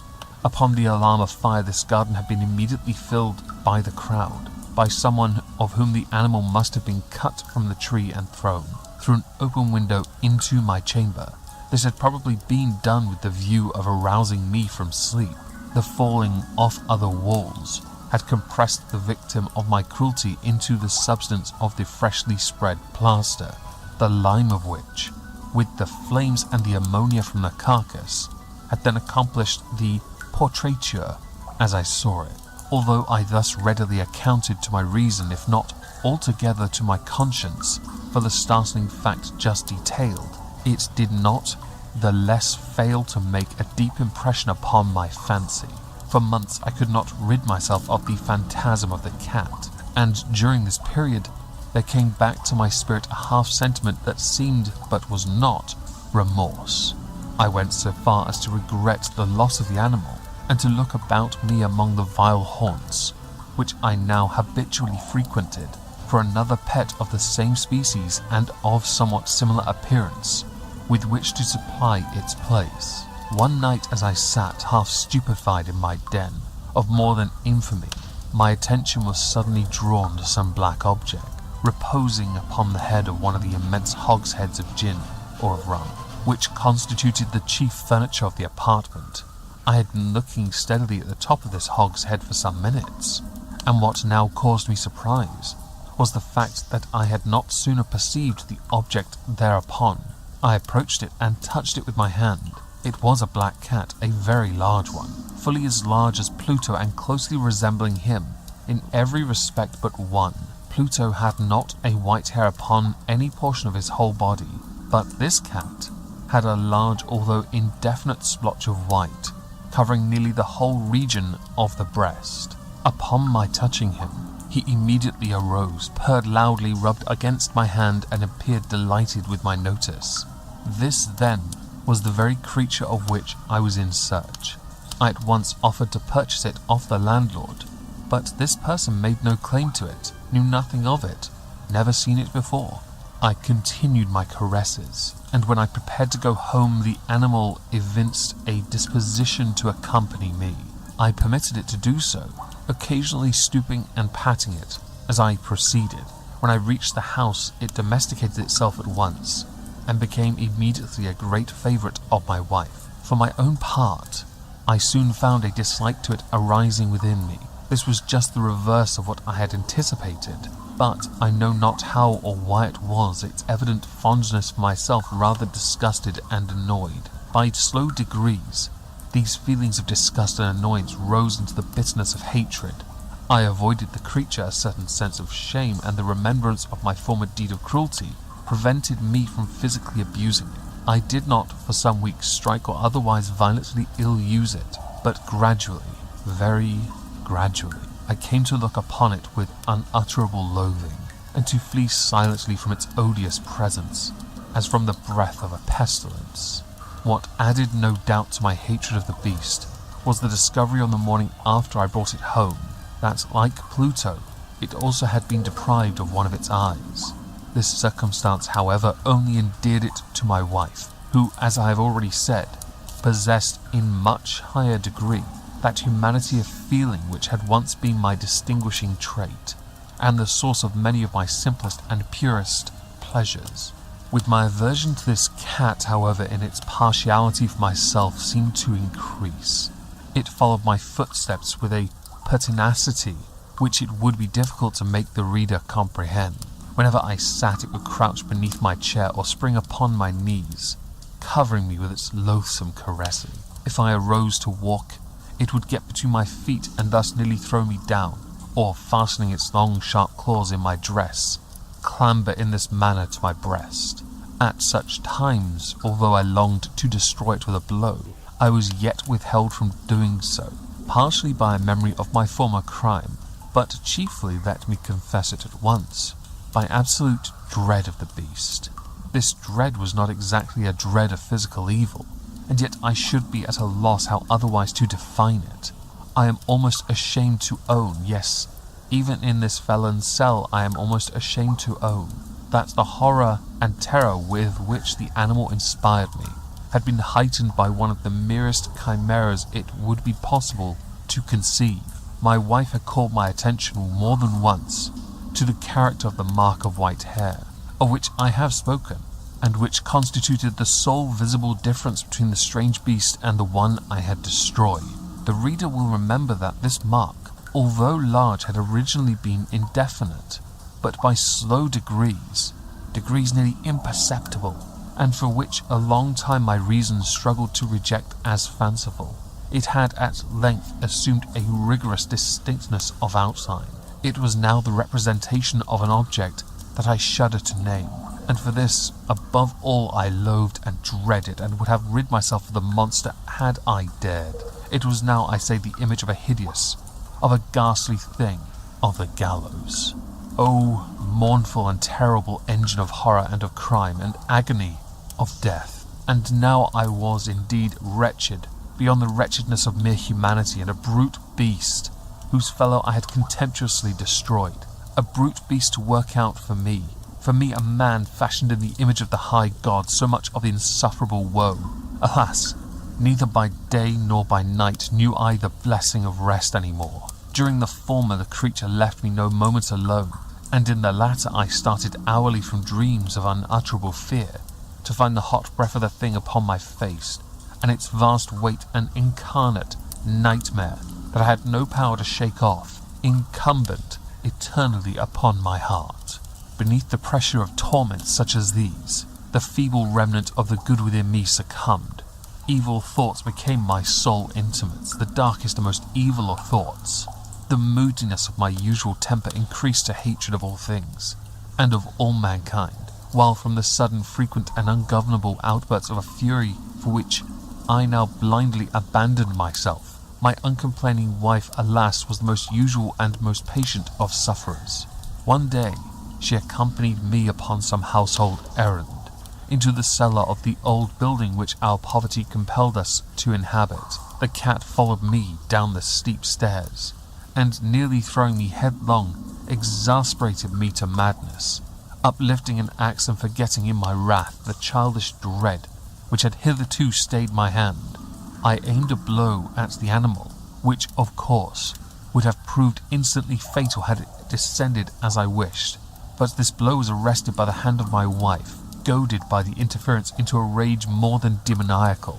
I withdrew my arm from her grasp and buried the axe in her brain. She fell dead upon the spot without a groan. This hideous murder accomplished, I set myself forthwith and my entire deliberation to the task of concealing the body. I knew that I could not remove it from the house, either by day or by night, without the risk of being observed by the neighbours. Many projects entered my mind. At one period, I thought of cutting the corpse into minute fragments and destroying them by fire. At another, I resolved to dig a grave for it in the floor of the cellar. Again, I deliberated about casting it in the well in the yard, about packing it in a box as if merchandise, with the usual arrangements, and so getting a porter to take it from the house. Finally, I hit upon what I considered a far better expedient than either of these. I determined to wall it up in the cellar, as the monks of the Middle Ages are recorded to have walled up their victims. For a purpose such as this, the cell was well adapted. Its walls were loosely constructed and had lately been plastered throughout with a rough plaster, which the dampness of the atmosphere had prevented from hardening. Moreover, in one of the walls was a projection caused by a false chimney, or fireplace, that had been filled up and made to resemble the rest of the cellar. I made no doubt that I could readily displace the bricks at this point, insert the corpse, and wall the whole up as before, so that no eye could detect anything suspicious. In this calculation I was not deceived. By means of a crowbar I easily dislodged the bricks, and having carefully deposited the body against the inner wall, I propped it in that position while, with little trouble, I relaid the whole structure as it originally stood. Having procured mortar, sand, and hair with every possible precaution, I prepared a plaster which could not be distinguished from the old, and with this, I very carefully went over the new brickwork. When I had finished, I felt satisfied that all was right. The wall did not present the slightest appearance of having been disturbed. The rubbish on the floor was picked up with the minutest care. I looked around triumphantly and said to myself, "Here at last, then, my labour has not been in vain." My next step was to look for the beast which had been the cause of so much wretchedness, for I had at length firmly resolved to put it to death. Had I been able to meet with it at the moment, there could have been no doubt of its fate. But it appeared that the crafty animal had been alarmed at the violence of my previous anger, and forbore to present itself in my present mood. It is impossible to describe or to imagine the deep and blissful sense of relief which the absence of the detested creature occasioned in my bosom. It did not make its appearance during the night, and thus for one night at least since its introduction into my house, I soundly and tranquilly slept. I slept even with the burden of murder upon my soul. The second and third day had passed, and still my tormentor came not. Once again I breathed as a freeman. The monster in terror had fled the premises forever. I should behold it no more. My happiness was supreme. The guilt of my dark deed disturbs me but little. Some few inquiries had been made, but these had been readily answered. Even a search had been instituted, but of course nothing was to be discovered. I looked upon my future felicity as secured. Upon the fourth day of the assassination, a party of police came, very unexpectedly, into my house, and proceeded again to make rigorous investigation of the premises. Secure, however, in the inscrutability of my place of concealment, I felt no embarrassment whatsoever. The officers bade me accompany them in their search. They left no nook or corner unexplored. At length, for the third or fourth time, they descended into the cellar. I quivered not a muscle. My heart beat calmly as that of one who slumbers in innocence. I walked the cellar from end to end. I folded my arms upon my bosom and roamed easily to and fro. The police were thoroughly satisfied and prepared to depart. The glee at my heart was too strong to be restrained. I burned to say if but one word by way of triumph, and to render doubly sure their assurance of my guiltlessness. "Gentlemen," I said at last as the party ascended the steps, "I delight to have allayed your suspicions. I wish you all health and a little more courtesy. By the by, gentlemen, this is a very well constructed house. I may say an excellently well constructed house. These walls... Are you going, gentlemen? These walls are solidly put together." And here, through the mere frenzy of bravado, I rapped heavily with the cane with which I held in my hand upon that very portion of the brickwork behind which stood the corpse of the wife of my bosom. But may God shield and deliver me from the fangs of the arch-fiend. No sooner had the reverberation of my blows sunk into silence than I was answered by a voice from within the tomb, a cry, at first muffled and broken, like the sobbing of a child, and then quickly swelling into one long, loud and continuous scream, utterly anomalous and inhuman, a howl, a wailing shriek, half of horror and half of triumph, such as might have arisen only out of hell, conjointly from the throats of the damned in their agony and out of the demons that exult in the damnation. Of my own thoughts it is folly to speak. Swooning, I staggered to the opposite wall. For one instant the party upon the stairs remained motionless, through extremity of terror and of awe. In the next, a dozen stout arms were toiling at the wall. It fell bodily. The corpse, already greatly decayed and clotted with gore, stood erect before the eyes of the spectators. Upon its head, with red extended mouth and solitary eye of fire, sat the hideous beast whose craft had seduced me to murder, and whose informing voice had consigned me to the hangman. I had walled the monster up within the tomb.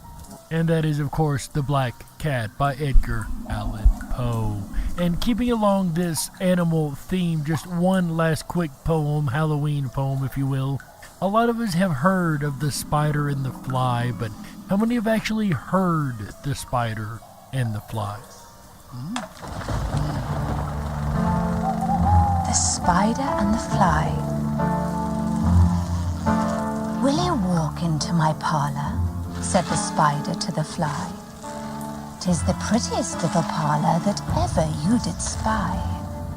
The way into my parlour is up a winding stair, and I have many curious things to show you when you are there." "Oh, no, no," said the little fly. "To ask me is in vain, for who goes up your winding stair can ne'er come down again. I'm sure you must be weary, dear, with soaring up so high. Will you rest upon my little bed? said the spider to the fly. There are pretty curtains drawn around. The sheets are fine and thin. And if you like to rest a while, I'll snugly tuck you in. No, said the little fly, for I've often heard it said, they never, never wake again who sleep upon your bed.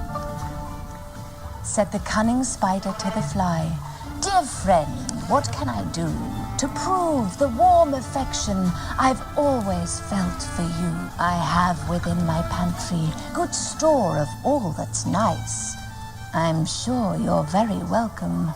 Will you please to take a slice? Oh, no, no, said the little fly. Kind sir, that cannot be. I've heard what's in your pantry, and I do not wish to see. Sweet creature, said the spider, you're witty and you're wise. How handsome are your gauzy wings, how brilliant are your eyes. I have a little looking glass upon my parlor shelf. If you'd step in one moment, dear, you shall behold yourself. I thank you, gentle sir, she said, for what you're pleased to say, and bidding you good morning now, I'll call another day. The spider turned him round about and went into his den, for well he knew the silly fly would soon come back again. So he wove a subtle web in a little corner sly and set his table ready to dine upon the flies. Then he came out to his door again and merrily did sing, come hither, hither, pretty fly with a pearl and silver wing. Your robes are green and purple, there's a crest upon your head. Your eyes are like the diamond bright, but mine are dull as lead. Alas, alas, how very soon this silly little fly, hearing his wily, flattering words, came slowly flitting by. With buzzing wings she hung aloft, then near and nearer drew, thinking only of her brilliant eyes and green and purple hue, thinking only of her crested head, poor foolish thing. At last, up jumped the cunning spider and fiercely held her fast. He dragged her up his winding stair into his dismal den, within his little parlour, but she ne'er came out again.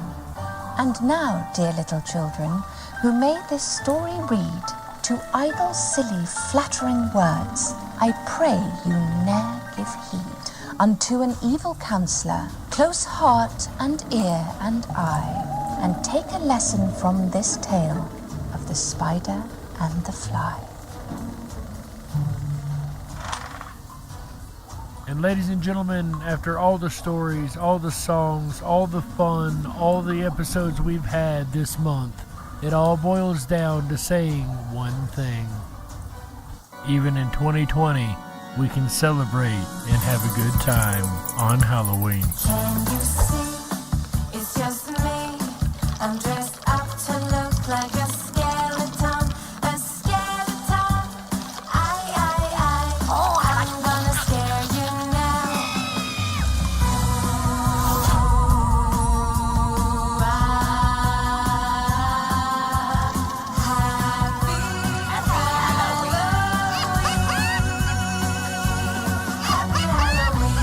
Happy Halloween, everybody. Can you see?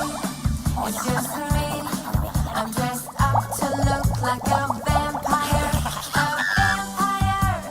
I. I'm gonna scare you now.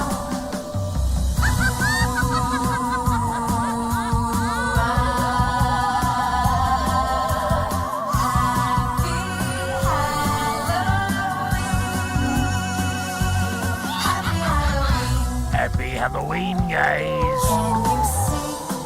It's just me. I'm dressed up to look like a ghost. A ghost. I. I'm gonna scare you now.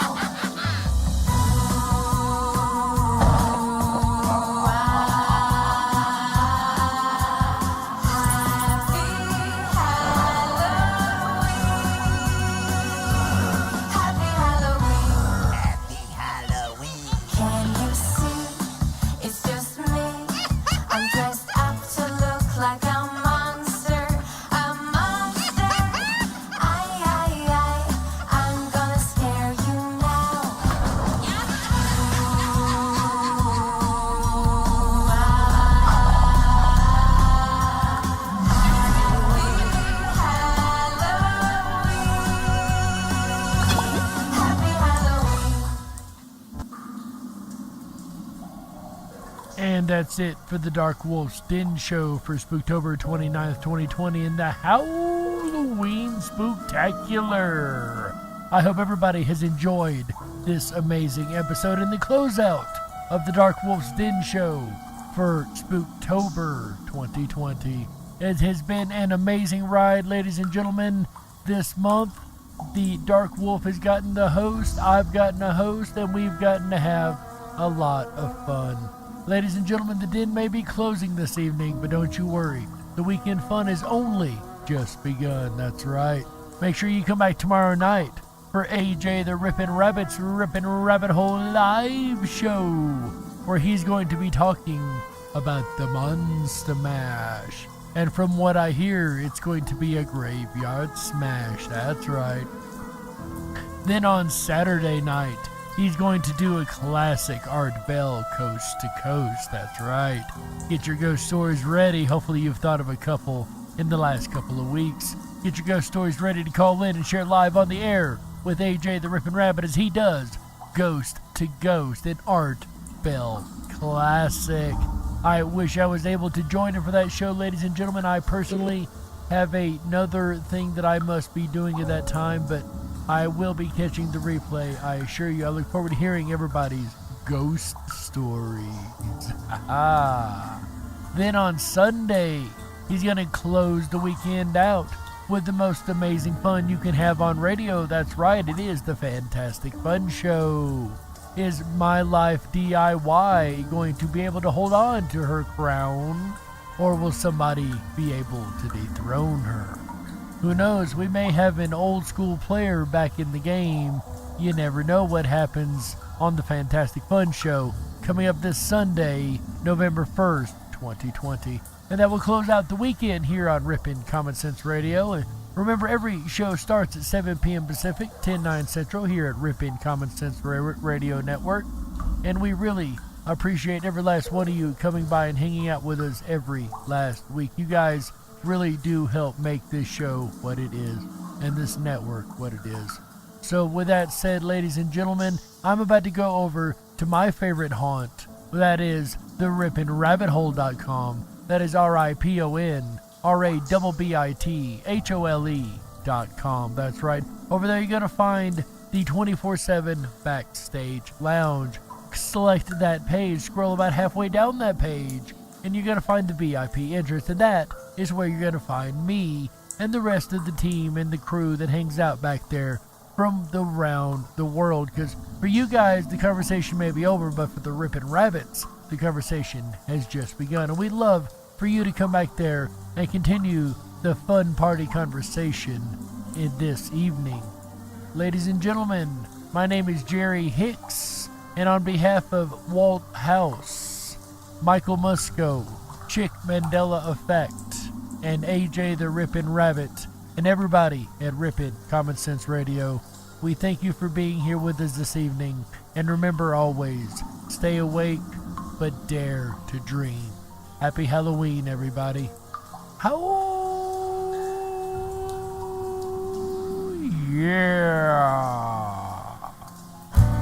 Oh yeah, that's right. Give yourselves a round of applause. You ended another Thursday night right here on the very best of Common Sense Radio, the Ripon Rabbit Hole. If you enjoyed tonight's presentation of the Dark Wolf's Den, Howl-O-Ween, Spook-Stravagansa, and you haven't done so already, please make sure to thumb up that video, hit that subscribe button, and ring that bell. You'll get our notifications every time we go live. I'll be back again tomorrow night, Friday, October 30th, with a look at the Monster Mash. It led the Billboard Hot 100 at the peak position of number 1 in 1962. That's right. I'm talking about the mad scientist who narrates the famous Boris Pickett song, The Monster Mash. He did the mash. He did the Monster Mash. Whatever happened to my Transylvania twist? Find out tomorrow night as we explore a Monster Mash rabbit hole together. Then, believe it or not, Howl-O-Ween, October 31st, Saturday night, starting at 7 p.m. Pacific, in a tribute to the late great Art Bell, Ghost to Ghost. We're going to open up the wild card line, allow you to call in live on air your ghost stories. Get them ready, folks. I can't wait to hear them. I'm so excited. I love Halloween. After Ghost to Ghost, join us in the VIP 24/7 chat lounge as we end Spooktober together in a VIP chat lounge costume party. You have to come in costume. It's going to be a lot of fun. I can't wait. And then November 1st on Sunday, starting at 7 p.m. Pacific, 10/9 Central. Join us for our November installation of the Fantastic Fun Show interactive game night, family fun. Tell your friends, tell your family, tell your family's friends. Will my life DIY stay seated on the throne? Or perhaps will somebody else be claimed the Fantastic Fun King or Queen? We're going to find out before the weekend is over. I look forward to spending tomorrow night with you. So, wherever you are, good morning, good evening, or good day. On behalf of Jerry Hicks and the Dark Wolf Sten Show, I'm AJ, the Ripon Rabbit. Until we meet again, take care of yourselves and each other. Good night.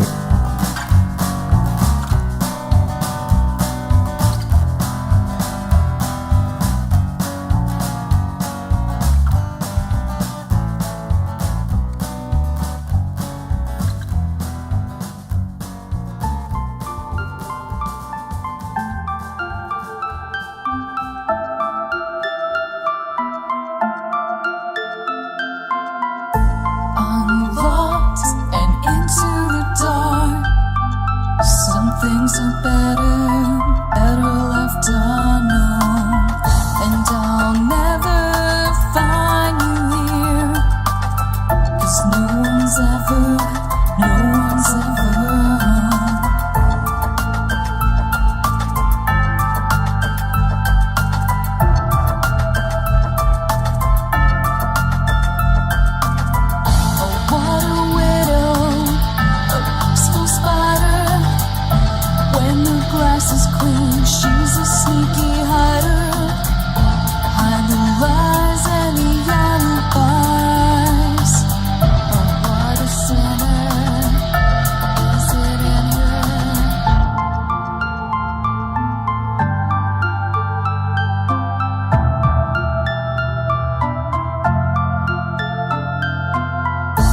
What's the truth in this riddle? Is love really just this simple? I can't seem to find my way in this world that never stays.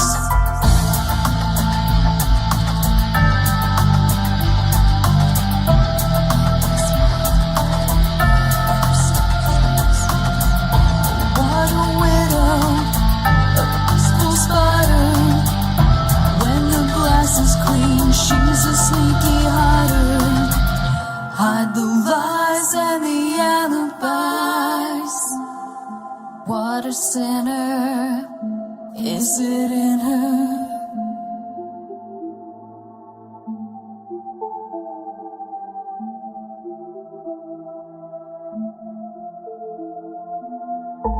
Is this real? Just illusion. I'm lost in the wonderland of confusion.